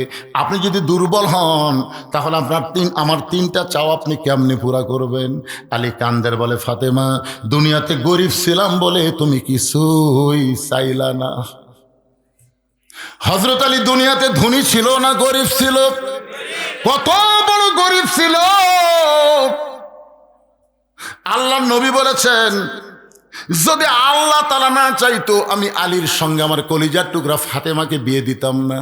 কারণ ফাতেমাকে বিয়ে দেওয়ার পর থেকে আমার ফাতেমার একটা দিন পর্যন্ত শান্তি হয় নাই। একদিন হযরত আলী গভীর রাত্রে ঘুম থেকে চেতন পায়ে দেখে ডান দিকে হাসান হোসেন ঘুম পাড়তেছে, আর বাম দিকে তার বিবি ফাতেমা নাই। গভীর রাত্রে হযরত আলী তাকায় দেখে ডান পাশে হাসান হোসেন ঘুম পাড়ে, কিন্তু বাম পাশে তার বউ ফাতেমা নাই। আলীর চিন্তা হলো, এই গভীর রাত্রে আমার ফাতেমা কোথায় গেল? দরজায় গিয়ে তাকায় দেখে ফাতেমা মরুভূমির মধ্যে কালো চাদর মাথায় দিয়ে খুব জোরে জোরে হাঁটতেছে। আলীর সন্দেহ হয়ে গেল, এই গভীর রাত্রে আমার বউ ফাতেমা কোথায় যাবে? নিরাপদ দূরত্ব বজায় রেখে পিছনে পিছনে হাঁটতেছে। আল্লাহর নবী যেই ঘরে ঘুমায় ওই ঘরের জানলার পাশে ফাতেমা দাঁড়াইছে। আজকে যদি আমার মা খাদিজা দুনিয়াতে জীবিত থাকতো, আজকে যদি আমার মা খাদিজা দুনিয়াতে থাকতো, আমি আপনার কাছে আসতে পারতাম না বাবা। কারণ মেয়েরা বাপের কাছে চাইতে বড় শরম লাগে। মেয়েরা সব কথা কয় কার কাছে? আমাকে আল্লাহ ছেলে দেয় নাই, আমাকে আল্লাহ ছেলে দেয়নি, আমাকে আল্লাহ 3টা মেয়ে দিছে। আপনারা মনে করেন না এর জন্য আমি খুব কষ্ট, তা না। আমার 3টা মেয়েকে আমি এত আদর করছি, 2.5 বছর বয়স পর্যন্ত 3টা মেয়েকেই 2.5 বছর বয়স পর্যন্ত আমার বুকের উপর ঘুম পাড়াচ্ছে। আমার বউ কয় দোলনাতে না ছুঁয়া বুকের মধ্যে ঘুম পাড়ান। আমি বললাম, এরা বড় হয়ে যান কবার না পারে, বাবার ছেলে হয়নি বলে বাবা আমাকে দেখতে পারেনি। আমি এত আদর সোহাগ ভালোবাসাতে বড় করছি, এখন কোনো কিছু লাগলে আমার কাছে আর আসে না। যা কিছু কয় আর মায়ের কাছে কয়। আমার খুবই রাগ হলো, মায়ের কাছে কথা বলিস কেন? আমার কাছে এমন তাড়া দিলাম দেখে 3 জনে ঘরের মধ্যে ঢুকছে। আমি বললাম, তোদের কি লাগবে বল? কথা কয় না। আমি 3 জনের হাতে 300 টাকা দিলাম, 100 করে দিয়ে বললাম, মা হয়েছে? তখন বড় মেয়ে বলতেছে, সেটা আপনার বিবেচনা। তখন আবার 100 করে দিলাম, দিয়ে বললাম, মা হয়েছে নাকি? যদি আপনি বোঝেন। তখন আবার 100 করে দিলাম। যেই দিলাম 3 জন হাসতে হাসতে সালাম দিয়ে চলে গেল। আমার বড় ভাইকে একদিন বললাম, কে রে ভাই, আমার তো ছেলে নাই, তোমার তো ছেলে আছে, তো মেয়েরা এইভাবে চায়, ছেলেরা কিভাবে চায়? তখন আমার ভাই বলতেছে, শালার লাগবে 100 চাই 1000। তখন আমি বললাম, আল্লাহ রে, ছেলে না হয় তো ভালো, কারণ মেয়েদের অভ্যাস হলো মায়ের কাছে। জোরে বলেন কার কাছে? ফাতেমা কান্দের বলে, বাবা আমার মা খাদিজা যদি দুনিয়াতে থাকতো তাহলে আপনার কাছে আসতাম না বাবা, মেহেরবানি করে আপনি একটু ঘরের দরজা খোলেন। গভীর রাত্রে আল্লাহ নবী ঘরের দরজা খুলে দিল।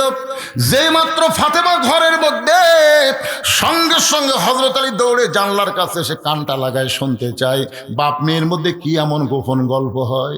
ফাতেমা বলতেছে, বাবা মেহেরবানি করে একটু বাতি জ্বলান, বাবা একটু ঘরে বাতি জ্বলান। আল্লাহ রাসূল বলে, ফাতেমা কি বলবি বল, বাতি জ্বলান লাগবে না। ফাতেমা বলতেছে, বাবা বহুদিন বলেছি কিন্তু বলে কোনো কাজ হয়নি বাবা, আজকে একটু মেহেরবানি করে ঘরে বাতি জ্বালান। আল্লাহ নবী যখন ঘরের মধ্যে বাতি জ্বালাইছে, সঙ্গে সঙ্গে ফাতেমা দুইটা হাত এইভাবে নবীর সামনে বেড়ে দিয়েছে। নেওয়ার জন্য এভাবে হাত পাতাইতো, কিন্তু হাত দুইটা যখন এভাবে বাড়াইছে, রাসূল বাতির আলোতে তাকায় দেখে ফাতেমার দুইটা হাত গোশতের টুকরার মতন হয়ে গেছে। হাতের তালু আছে কিন্তু চামড়া নাই।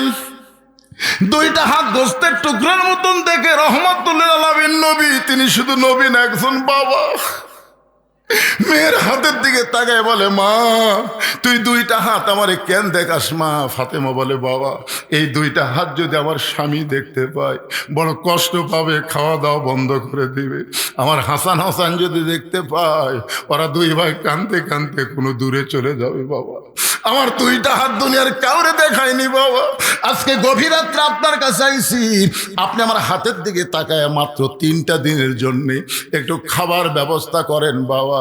3টা দিন হাতটা লুকে লুকে আমি তাদের সামনে খাবার দেব।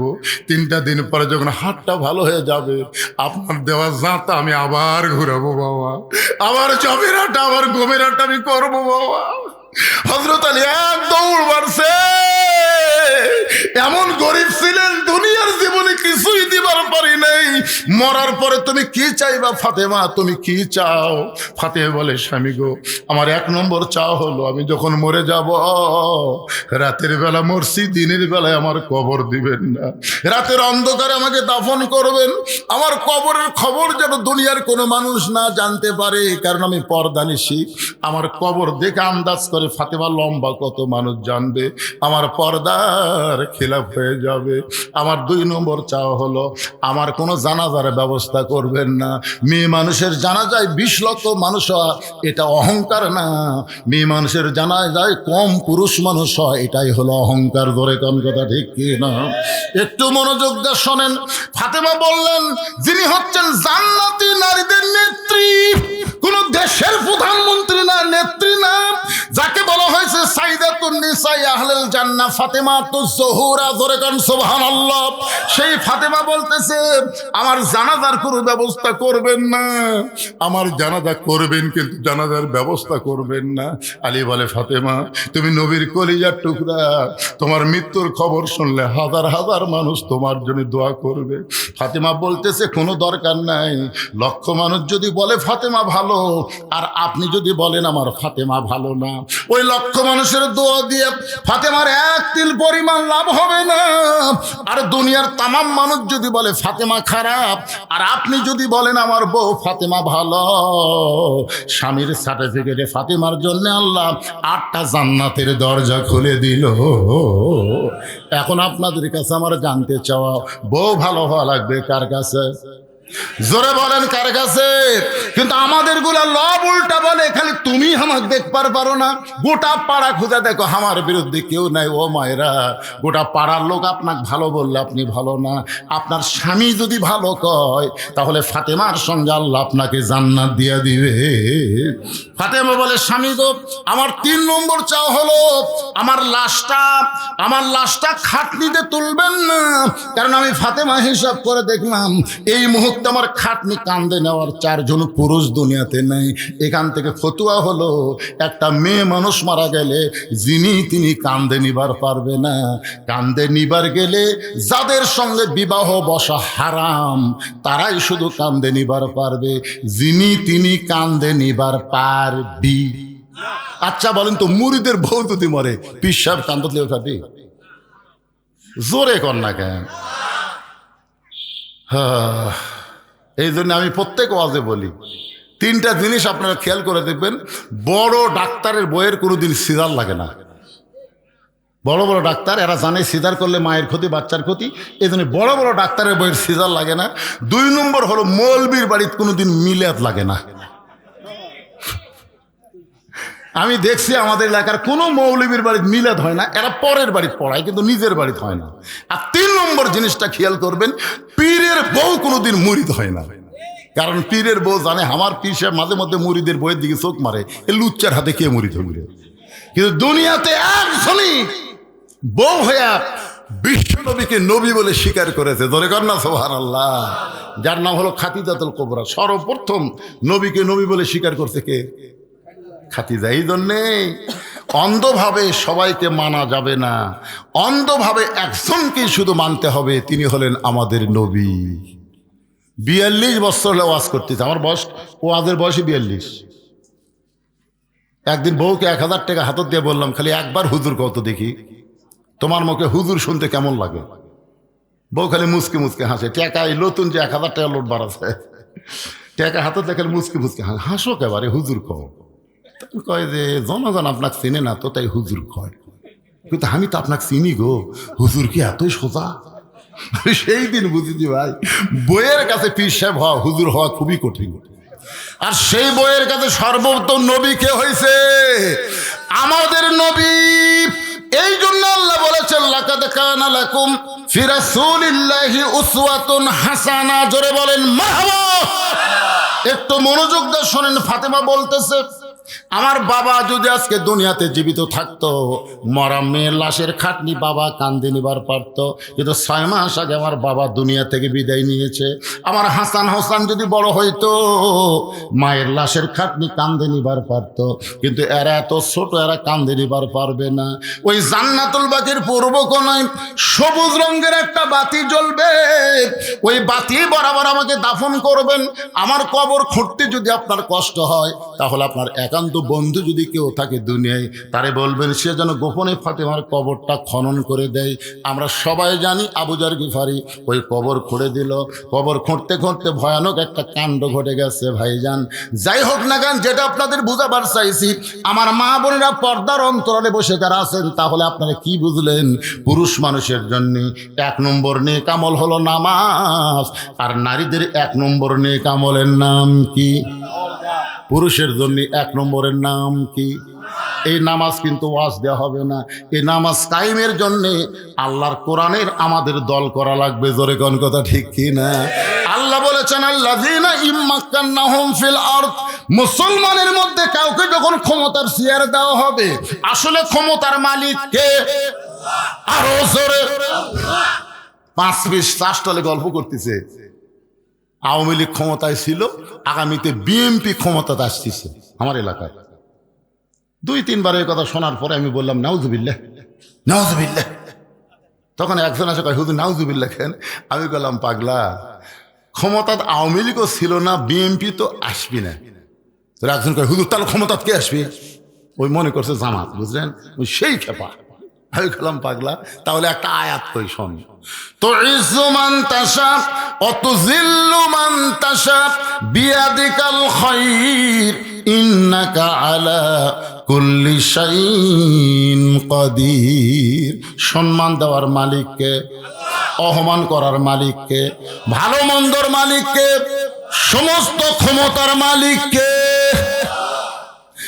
আল্লাহ ক্ষমতা দেয়, যেমন হাসিনাকে আল্লাহ ক্ষমতা দিছিল। কি দিছিল না? কিভাবে নিল? ওই যে 5 তলা বিল্ডিং এর উপরে 1.5 লাখ টাকার খাট আর 12,000 টাকার কম্বল গাওয়ার দেয়। রাত 9টার সময় বলতেছে, আমার বাড়ি আমার ঘর, আমাক নামাইকে। এই কয়ে বেটা ঘুমাচ্ছে। 2 কান্দের ফেরেস্তা বলতেছে, আল্লাহ ই তো ঘুমের আগে দোয়া পড়লো না। আল্লাহুম্মা বিইসমিকা আমু তো আহিয়া, দোয়া না পড়ে ই যে কইল আমার বাড়ি আমার ঘর, আমাক নামাইকে। আল্লাহ বলতে, ঠিক আছে। রাত 3টার সময় একটা ভূমিকম্প। জোরে কোন কি কম্প? খালি বিল্ডিং একটু কাঁপে উঠছে, ওই এত ফোর্সে নামছে। ওর যে কম্বলের মধ্যে লুঙ্গি খোলা আছে ভাই, এই লুঙ্গিটাও পরার টাইম পায়নি। এত সুন্দর করে ভাতটা পাক করে থোছে। ধরে কোন কথা ঠিক করে। লুঙ্গি পরার টাইম পাইনি, ন্যাংটা হয়ে নামছে। ফেরেশতাকে আল্লাহ নামাইলা, তাই বলে ন্যাংটা করে নামালে। আল্লাহ বলে ক্ষমতা পাওয়ার পরে যারা 41 সাল স্বপ্নে দেখে, 24 সালে আল্লাহ তাদেরকে ন্যাংটা করে নামাবার পারে। তাই ক্ষমতার অহংকার করিস না রে,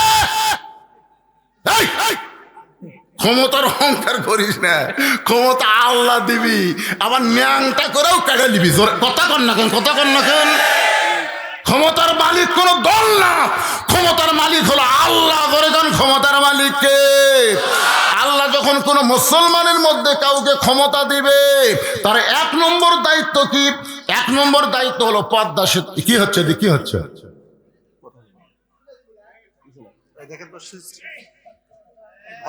দেখেন কেবল 11:30 বাজতেছে, কি চলবে? বিরক্ত হচ্ছেন? সূরা আসরের 2 নম্বর বিষয় চলতেছে, 3 নম্বর অথবা সবেল হকের ওয়াজ বোঝেন আপনারা? খালি সারা রাত চলবি না রে পাগলা, চলা পর্যন্ত চলবি। ধরে কোন কথা ঠিক কিনা?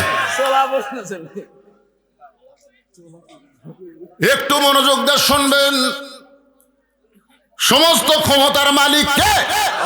আল্লাহ যদি কাউকে ক্ষমতা দেয়, তার 1 নম্বর দায়িত্ব হলো পর্দা সেতু নির্মাণ করা। 1 নম্বর দায়িত্ব মডেল মসজিদ নির্মাণ করা। এইটা মডেল মসজিদের সাইজ যাই। আসার সময় খেতলালে দেখলাম আসরের সময় 5-6 জন, 5-6 জন মানুষ মডেল মসজিদ নামাজ পড়তেছে। তার মানে মডেল মসজিদ নির্মাণ করা না, 1 নম্বর দায়িত্ব হলো আকামুস সালাত, নামাজ কায়েম করা। ওয়াজ দিয়া নামাজ হবে, ওয়াজ দেওয়া হবে।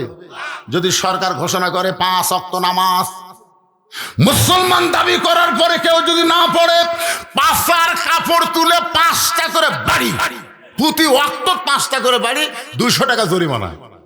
ওই নামাজ পড়বি না, ওর বাপও পর্যন্ত পড়ে। কথা কন না কেন ভাই জান? এই শেলবেলা ওয়াজ দিয়ে কাম হবি না তো। নামাজ না পড়লে, আমার এলাকার এক লোক সৌদি আরবে চাকরি করে গেছে, দাম্মামত। ভাই একদিন আমি নামাজের সময় আমার ঘরের মধ্যে শুয়ে আছি, ইতিমধ্যে কে যেন খবর দিছে যে মুসলমান একটা ঘরের মধ্যে শুতে আছে। পুলিশ যে কিভাবে জানলো, এসে আমার তুলে লিয়ে গেল ঘরের মধ্যে, কাপড় খুলে, প্যান্ট খুলে, বুঝলেন, পাশার উপর হয়। আমি সেদিন কান ধরে তওবা করছি, ওযু করে হোক আর না করেই হোক নামাজ আমি পড়বই। আগে নামাজটা যদি ধরে, আল্লাহ কোরআনে বলেছেন ইন্নাস সালাতা তানহা আনিল ফাহশাই ওয়াল মুনকার। একমাত্র নামাজই পারে মানুষকে যাবতীয় বেহুদা এবং খারাপ কাজ থেকে বাঁচাই দিতে। আমাদের ছেলেদের হাতে যদি মোবাইল থাকে কোনো সমস্যা নাই, এরা যদি 5 ওয়াক্ত নামাজ পড়ে, তাহলে অশ্লীল দেখতে গেলে এদের ঈমান বলবে কেউ না দেখলেও আমার আল্লাহ দেখতেছে। ফালিয়াবুদু রব্ব হাযাল বাইত আল্লাযী আত'আমাহুম মিন জু'ইন ওয়া আমানাহুম মিন খাউফ। ওই ঘরের মালিকের যদি তোমরা গোলামি করো, নামাজ পড়ো, তোমাদের সাথে সাথে 2টা পুরস্কার দেওয়া হবে। ধরে কোন কয়টা? 1 নম্বর পুরস্কার হলো রেজেকের কোনো পেরেশানি থাকবে না। ওই ভারতের চিনি, ভারতের আলু, ভারতের পেঁয়াজ তোমাদের লাগবে না। তোমাদের দেশের মধ্যে যে আবাদ হবে, এইটাই তোমাদের রেজেকের ব্যবস্থা আল্লাহর পক্ষ থেকে করে দেওয়া হবে। 2 নম্বর ওয়া আমানাহুম মিন খাউফ। 3 দিকে ভারত। কয়েকদিন আগে একটা উগ্রপন্থী মন্ত্রী কি করেছে দেখছেন আপনারা ফেসবুকে? বলতেছে বাংলাদেশে যে হারে মৌলবীরা কোরআনের মাহফিলে বলতেছে সব দেখা হলো শেষ, আগামী দেখবো কোরআনের বাংলাদেশ। এই মৌলবীরা তো জানে না 3 দিকে ভারত, 1 দিকে সাগর। একবার যদি ভারত খেপে যায়, এই মৌলবীরা পালানোর কোনো জায়গা পাবে না, সাগরে ডুবে মরা লাগবে। হাইরে উগ্রপন্থী মন্ত্রী ভাষণ দিতে ভাই, ওই ভাষণ শোনার সাথে সাথে আমি ফেসবুকে একটা স্ট্যাটাস দিলাম, মন্ত্রী রে তুই তো মুসাক চিনিস না রে, তুই মুসাক চিনিস? মালওয়ানের বাচ্চা, মুসাক চিনিস? মুসা নবী যদি চিনবার পারত তাহলে এই গরম বক্তব্য দিবার পারতি না। কারণ 3 দিকে ফেরাউন, 1 দিকে সাগর। আল্লাহ সাগরকে রাস্তা বানায় দিছে, মুসা নিরাপদে পার হয়ে গেছে। ফেরাউনের গোষ্ঠী চুবড়ে মরিছে রে ভারতের মালওয়ানের বাচ্চারা, তোরাও চুবড়ে মরবু। তোরা মনে করছিস আমাকে হাতে বোম আছে, মার মার। আমাদের জাতির ভিতর জন্য যদি নমরুদের চুলা আল্লাহ শান্তির বাগান বানাবার পারে, আমরা তো তারই সন্তান। জোরে কোন কথা ঠিক কিনা? মার মাহ বোম মার। আমার এই ওয়াজটা কিন্তু ভারতে গেছে, কারণ আমারও আস্তে গোটা পৃথিবী চলে। ভারতের হিন্দুরা কই ওরে বাবারে, আমি কইছি মার বোম মার। আচ্ছা, নমরুদের চুলে যদি আল্লাহ শান্তির বাগান বানার পারে, বোমক আল্লাহ কিছু করে পারবে না? মনে করেন আপনাদের এই নওগাঁ বদল গেছে তো একটা বোম পড়ছে, কিন্তু আল্লাহ বলতে তো ফুটিস না। তখন বোম বলতেছে আল্লাহ ফুটপার, তখন নিষেধ করলেন, তাহলে এত বড় হয়ে পড়ে থাকে আমার লাভ কি? তো বোম বলবে কি চাস, ইসাব্বিহুল্লাহু মা ফিস সামাওয়াতি ওয়াল আরদ। বোম বলবে আল্লাহ আপনি একটা কিছু করে দেন, তার সলপল খাবার পাবে। তখন আল্লাহ ওই বিশাল বমক মিষ্টি তরমুজ বানিয়ে দিয়েছে, বুঝলেন? এলাকার সলপল পাথর দেয় করে এত বড় তরমুজ পড়ে আছে, ওরা আবার দাও খুন্তি যা যা আসলো কাঁচি টাচি লিয়ে তরমুজ কাটতেছে। ওরা দূর থেকে অনুবেক্ষণ দূরবীন যন্ত্র দেখতেছে, ওরে বাবারে আমাকে রে বোম ওরা কাটিয়ে খায়। আরে মালওয়ানের নেংটির বাচ্চা জানিস না রে, কি মনে করতেছেন? ফালিয়াবুদু রাব্ব হাযাল বাইত আল্লাযী আতামাহুম মিন জু'ইন ওয়া আমানাহুম মিন খাউফ। তাহলে নামাজ যখন কায়েম হয়ে যাবে, এই বাংলাদেশ একমাত্র আল্লাহ ছাড়া অন্য কারো ভয় করবে? রিজিক দেওয়ার মালিককে আরো জোরে জোরসে বলুন, পারে না? রিজিক দিয়ে আল্লাহ দেখায়নি? হাই রে আলু ভাই, ভারত দেওয়া লাগবে। সমস্ত আলুওয়ালা কয় এত আলু হুজুর, এত আলু হুজুর। এই জন্য একটু মনোযোগ দিয়ে শুনবেন। সূরা আসর 3 নম্বর বিষয় হলো তাওয়াসাউ বিল হক। হক কথা বলতে হবে, হক পথে চলতে হবে। প্রয়োজনে হকের জন্য জীবন দেওয়া লাগতে পারে, তারপর আমরা হক থেকে বিচ্যুত হব। এই বাংলাদেশে আল্লামা সাইদি হুজুর, এদিকে তাকাও, আল্লামা সাইদি হুজুর যে হক কথাগুলো বলছে, আমাদের সমস্ত বক্তাদের ওয়াজ যদি এক পাল্লায় দেওয়া হয়, আর সাইদি হুজুরের ওয়াজ যদি আর এক পাল্লায় দেওয়া হয়, আপনারা বলেন তো কার ওয়াজের ওজন বেশি হবে? আমাকে ওয়াজ, আওয়াজ আর কি ওয়াজ করতে পারে? যে ওয়াজ করার কারণে, কোরআনের হক তাফসীর করার কারণে অন্যায়ভাবে তাকে 13 বছর জেলখানায় বন্দি রাখলো, অন্যায়ভাবে। আপনারা বলেন তো সাইদি হুজুর রাজাকার? সাইদি হুজুর মানুষ খুন করছে, সাইদি হুজুর নারী নির্যাতন করছে, সাইদি হুজুর মানুষের বাড়ি পুড়ে দিয়েছে, এইরকম মিথ্যা কেস দিয়ে তাকে জেলখানাত বন্দি করলো। অথচ আল্লাহ কোরআনে তদন্ত করে বলতেছে ইন্নামা ইয়াখশাল্লাহ মিন ইবাদিহিল উলামা। বান্দা সমূহের মধ্যে আলেম বান্দারাই আল্লাহকে সবচাইতে বেশি ভয় করে। আপনারা বলেন যে সাইদি হুজুর কি ছোট আলেম না বড় আলেম? তাহলে আল্লাহর কোরআনের তদন্ত হিসাবে কি কয়, আর এই শালি হাসিনা কি কয়? না না, ওই কি কয়ে অন্যায় ভাবে লোকটাকে জেলখানার মধ্যে বন্দি রাখলো। আমরা দোয়া করলাম আল্লাহ কোরআনের পাখিকে তুমি হেফাজত করো, আমাকে দোয়া আল্লাহ কবুল করে জেলখানার মধ্যে হুজুরের তার চেহারা বুঝলেন।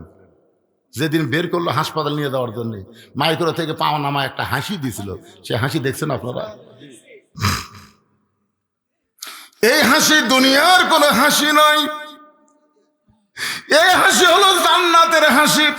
দুনিয়ার মুসলমানেরা হুজুরের হাসি দেখেছে, সেই হুজুরকে জেলখানা থেকে হাসপাতাল নিয়ে গেল, শুধু হক কথা বলার অপরাধে তাকে স্লো পয়জন ইনজেকশন করে হত্যা করে দিল। আগস্ট মাসে হুজুরকে হত্যা করলো।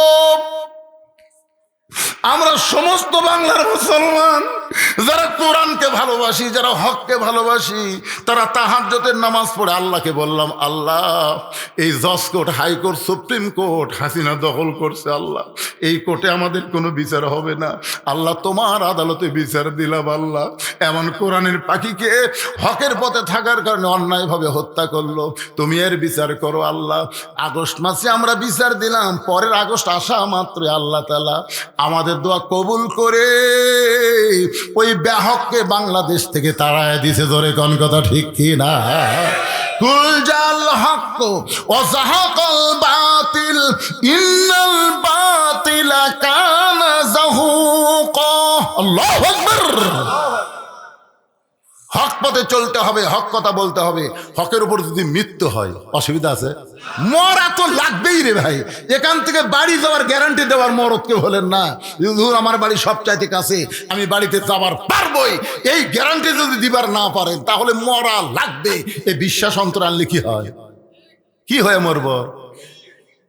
আল্লাহ বলেছে লা তামুতুন্না ইল্লা ওয়া আনতুম মুসলিমুন, মুসলমান নহে তোমরা মৃত্যুবরণ করো না। সূরা আসরের 4 নম্বর বিষয় হলো অতাওয়াসাউ বিল হক অতাওয়াসাউ বিস সবর, ধৈর্য ধারণ করা লাগবে।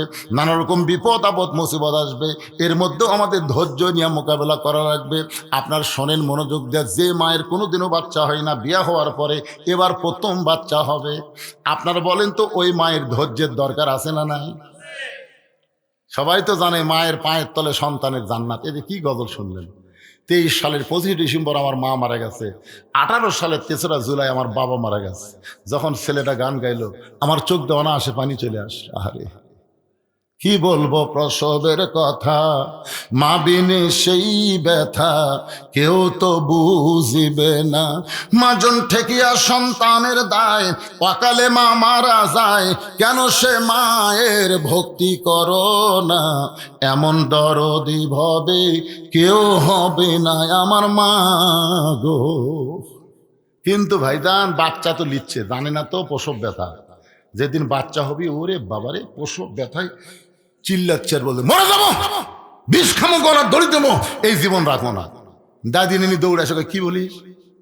বাঁচবো না দাদি, যে ব্যথা হচ্ছে এই কষ্ট সহ্য করে বাড়তি বিষ দাও তো, গলার দড়ি দেবো। দাদি নেনি কই পাগলি, তোর পায়ের তলে সন্তানের জান্নাত। অধৈর্য হবি অতাওয়াসাউ বিস সবর, ধৈর্য ধর। জোর করে ঘরত লিয়ে যায়, বিছনা শুয়া ঠান্ডা পানির মধ্যে নরম কাপড় চুবড়ায় কপালে দিয়ে বলতেছে ধৈর্য ধর, অতাওয়াসাউ বিস সবর, ধৈর্য ধর। যখনই ব্যথার কারণে চিল্লা চিল্লি করে, দাদি নানি বলে রাস্তার ধারত বাড়ি, তুই যদি চিল্লা চিল্লি করিস রাস্তাতে মানুষ যাবি আর কি। ওই বাড়ির একটা মেয়ে মানুষ বাচ্চা অসময় তা জ্ঞান গেল, ভাই তোর কি শরম নাই? ধৈর্য ধর, দাঁতের উপর দাঁত দে, অতাওয়াসাউ বিস সবর, ধৈর্য ধর, দাঁতের উপর দাঁত দে।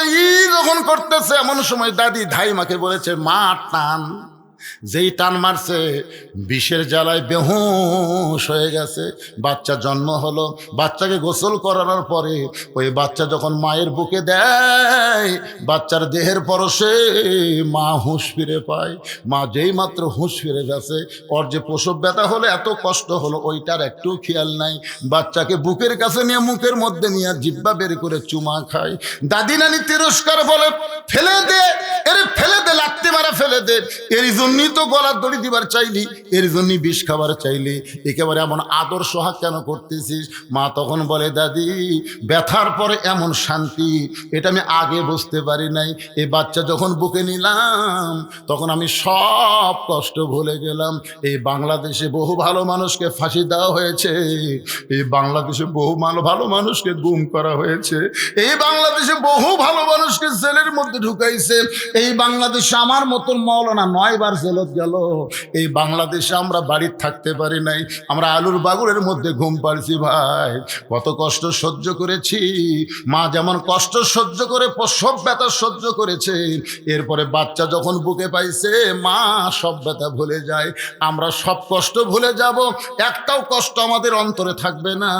যেদিন আল্লাহর কোরআন দা বাংলাদেশ চলবে আর কলেমার পতাকা পথ পথ করে আকাশে উড়বে, আমরা সব কষ্ট ভুলে যাব, ফাঁসির কথা ভুলে যাব, গুম করার কথা ভুলে যাব, নির্যাতনের কথা ভুলে যাব। মা যেমন সন্তান বুকে পায় সব কথা ভুলে যায়, আমরা আল্লাহর কোরআনের রাষ্ট্র দেখে আমরা সব ভুলে যাবার চাই। আল্লাহ যেন আমাদের সবাইকে এই তৌফিক দান করে। সকলে বলি আল্লাহুম্মা আমিন। সবাই ইস্তিগফার পড়েন। আস্তাগফিরুল্লাহ রাব্বি মিন কুল্লি জামবি ওয়া আতুবু ইলাইহি, আস্তাগফিরুল্লাহ রাব্বি মিন কুল্লি জামবি ওয়া। এই শুনেন, একটা মোনাজাত হবে, লাভ দিয়ে ওঠেন কেন রে ভাই, বাড়ির যাওয়ারই গ্যারান্টি নাই। আর দোয়া ও মুখুল ইবাদত, ইবাদতের মধ্যে দোয়া হলো মাথা রে। মাথা যদি না থাকে দেহের কোনো দাম আছে? এই যে ছেলেরা কষ্ট করে মেহনত করে এত সুন্দর আয়োজন করেছে, আপনার দীর্ঘ সময় পর্যন্ত শুনলেন, আর মোনাজাত না করে দৌড় মারতেছেন, বাড়ির যাওয়ার গ্যারান্টি দিতাম। রাস্তার মধ্যে যে আপনার কিছু হবি না এই কথা কম। বহু লোক রাস্তার মধ্যে কিছু হয়ে হাসপাতালে যায়, বাড়ির যাওয়াই হয় না। এই জন্য ইস্তেগফার বলেন, আমাদের যুবকদের জন্য দোয়া করা লাগবে। যুবকেরা শুধু কোরআনের মাহফিল করবে না, তারা যেন 5 ওয়াক্ত নামাজি হয়। জোরে কোন ঠিক কি না? এই জন্য সবাই ইস্তেগফার বলেন, আস্তাগফিরুল্লাহ রব্বি মিন কুল্লি জামবি ওয়া আতুবু ইলাইহি লা হাওলা ওয়ালা কুওয়াতা ইল্লা বিল্লাহিল আলিয়্যিল আযীম। আল্লাহুম্মা সাল্লি আলা মুহাম্মদ, আল্লাহুম্মা বারিক আলা মুহাম্মদ। আজকের মাহফিলের সভাপতির দায়িত্বে কি আছিলেন? কিছু বলবেন? এটা কি বাবা? ও টাকা দিলেন না কিছু প্রশ্ন করলেন রে? একটা প্রশ্ন করছে, দেখেন তো সবার না একার। কম বয়সে বিয়ে করা সুন্নত, এই বিষয়ে বাবা মায়ের উদ্দেশ্যে কিছু বলেন। কেরে পাগলা, এত পরে আছি রে? 3টা বিষয়ে দেরি না করার বিষয় হলো, কোনো মানুষ মারা গেলে তাকে দাফন করতে দেরি করা যাবে না। 2 নম্বর হলো, কোনো ঋণগ্রস্ত ব্যক্তি হাতে যদি টাকা পয়সা আসে, ঋণ পরিশোধ করতে দেরি করা যাবে না। আর 3 নম্বর হলো, ছেলে মেয়েদের যদি বিয়ের বয়স হয়, এটা কিন্তু সরকারি বয়স না, বিয়ের বয়স, বুঝতেছেন? সরকারি বয়স না, বিয়ের বয়স যখন হবে তখন বিয়ে দিতে দেরি করা যাবে না। আপনি চিন্তাই করবেন না বেকার আছে, এ আছে, সে আছে না, তাকে তাড়াতাড়ি বিয়ে দিবেন, আল্লাহ তাআলা রহমত বরকতের দরজা খুলে দেবে ইনশাল্লাহ। যদি বাপ মা দেরি করার কারণে ছেলে অকাম বদকাম করে, বাপ মারও দোষ হবে। এই জন্য আপনারা দেরি করবেন না। রেজেক দেওয়ার মালিককে আল্লাহ। ছেলে চরিত্রবান থাকবে, ভালো থাকবে, শরীরও ভালো থাকবে, স্বপ্ন দোষও হবি না, ওভারটেক করবি না। আল্লাহুম্মা আমিন। আল্লাহুম্মা আনতাস সালাম ওয়া মিনকাস সালাম তাবারাকতা ইয়া যাল জালালি ওয়াল ইকরাম। আয় আল্লাহ তাআলা, কঠিন শীতের ভিতরে তোমার হাজারো বান্দা বান্দিরা আরামের বাড়ি ঘুমকে বাদ দিয়া কোরআন হাদিসের মহব্বত কলিজার মধ্যে নিয়ে এই জান্নাতের বাগানে বসে বসে কোরআন হাদিসের আলোচনা শোনার শেষে আমি গুনাহগারের সঙ্গে রহমতের দরজায় ফকির হয়ে দোকানা হাত তুলেছি। আল্লাহ মেহেরবানি করে আজকের মাহফিল আমাদের সকলের হেদায়েতের জন্য, নাজাতের জন্য, জান্নাতের জন্য কবুল করো। এই মাহফিলের শুরু থেকে শেষ পর্যন্ত যতটুকু আলোচনা হয়েছে আল্লাহ, এর মধ্যে যদি ত্রুটি হয়, ভুল হয়, মাফ করে দিও। এর যা হাদিয়া মঞ্জুর করো। সোনার মদিনায় নবী পাকের রওজা মোবারকে আল্লাহ কবুল করে নিও। তামাম আম্বিয়াই কেরাম, আসহাবে কেরাম, তাবিনী কেরাম, তাবা তাবিনী কেরাম, তামাম পৃথিবীর মাটির নিচে যত মুমিন মুমিনা শুয়ে আছে আল্লাহ, সকলের ওয়াফরে হাদিয়া কবুল করো। আমরা যারা হাত তুলেছি, আমাদের মধ্যে জনম দুঃখনী মা, দরদের বাবা যাদের কবরে গেছে, আল্লাহ মেহেরবানি করে মা বাবার কবরকে জান্নাতের টুকরা কবুল করো। আমাদের দাদা দাদি, নানা নানি, আত্মীয় স্বজন, শ্বশুর শাশুড়ি যাদের কবরে গেছে আল্লাহ, কবরবাসীদের মাফ করে দাও। যেই যুবকেরা কষ্ট করে মেহনত করে টাকা পয়সা খরচ করে আজকের জান্নাতের বাগান লাগাইছে আল্লাহ, এই সকল যুবকদেরকে 5 ওয়াক্ত নামাজি কবুল করো। এদেরকে হালাল রুজির উপরে থাকার তৌফিক দিয়ে দাও। এদের উপরে সমস্ত বিপদ আপদ মুসিবত আল্লাহ তুমি দূর করে দাও। প্রত্যেক বছর এমন করে কোরআনের একটা মাহফিল যেন করতে পারে, এমন ইমানি শক্তি এই যুবকদেরকে দান করে দাও। এই যুবকগুলোকে আল্লাহ কোরআনের জন্য কবুল করে নাও। এই যুবকদেরকে যারা বুদ্ধি দেওয়া, পরামর্শ দেওয়া, অর্থ দেওয়া, সহযোগিতা করেছে আল্লাহ, তাদের সকলকে আবু বকর রাদিয়াল্লাহর সঙ্গে জান্নাতি কবুল করো। আমি গুনাহগার বলে দোয়া ফিরাই দিও না। আজকের মাহফিলের সম্মানিত সভাপতি, সহসভাপতি, আজকের মাহফিল আলেম ওলামা, হাফেজকারী, ইমাম, মুয়াজ্জিন, হাজী সাহেব, মুরব্বী, যুবক, কচিকাঁচা, পর্দার অন্তরালের মা বোনেরা, যার 2 হাত পছন্দ করো, সেই 2 হাতের ওসিলায় আজকের মাহফিলকে কবুল করো। আল্লাহ আমি অসুস্থ, আল্লাহ আমার মতো অসুস্থ অবস্থায় যারা হাত তুলেছে সবাইকে সুস্থতার নিয়ামত দান করে দাও। যে কোরআন শুনলে মজা লাগে, যেই কোরআন শুনতে ভালো লাগে, সেই কোরআনের সমাজ, কোরআনের রাষ্ট্র একটা বারের জন্যে আমাদেরকে সকলকে দেখার তৌফিক দিয়ে দাও।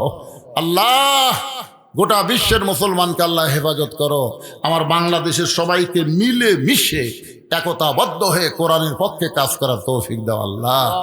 আল্লাহ আমরা কোনো দলাদলি করব না, আমরা মিলেমিশে থাকতে চাই আল্লাহ। আমরা সবাই মুসলমান, ঘরে আগুন লাগলে সবাই দল করে না, দৌড়ে এসে আগুন নিভায়। কেউ মারা গেলে দল করে না, সবাই এসে তার জন্য দোয়া করে। আমরা সবাই মিলেমিশে থাকতে চাই আল্লাহ। আমাদের কোনো দল নাই, আমরা সবাই মুসলমান আল্লাহ। আমাদেরকে মাফ করো, কবুল করো আল্লাহ। সুবহান রাব্বিকা রাব্বিল ইজ্জাতি আম্মা ইয়াসিফুন ওয়া সালামুন আলাল মুরসালিন আলহামদুলিল্লাহি রাব্বিল আলামিন। ওয়াজাল আখিরাতি কালিমাতুনা ইনদাল মাউতি। সকলে পড়েন লা ইলাহা ইল্লাল্লাহু মুহাম্মাদুর রাসূলুল্লাহ। সকলে বলি সাল্লাল্লাহু আলাইহি ওয়াসাল্লাম। আসসালামু আলাইকুম ওয়া রাহমাতুল্লাহি ওয়া বারাকাতুহু।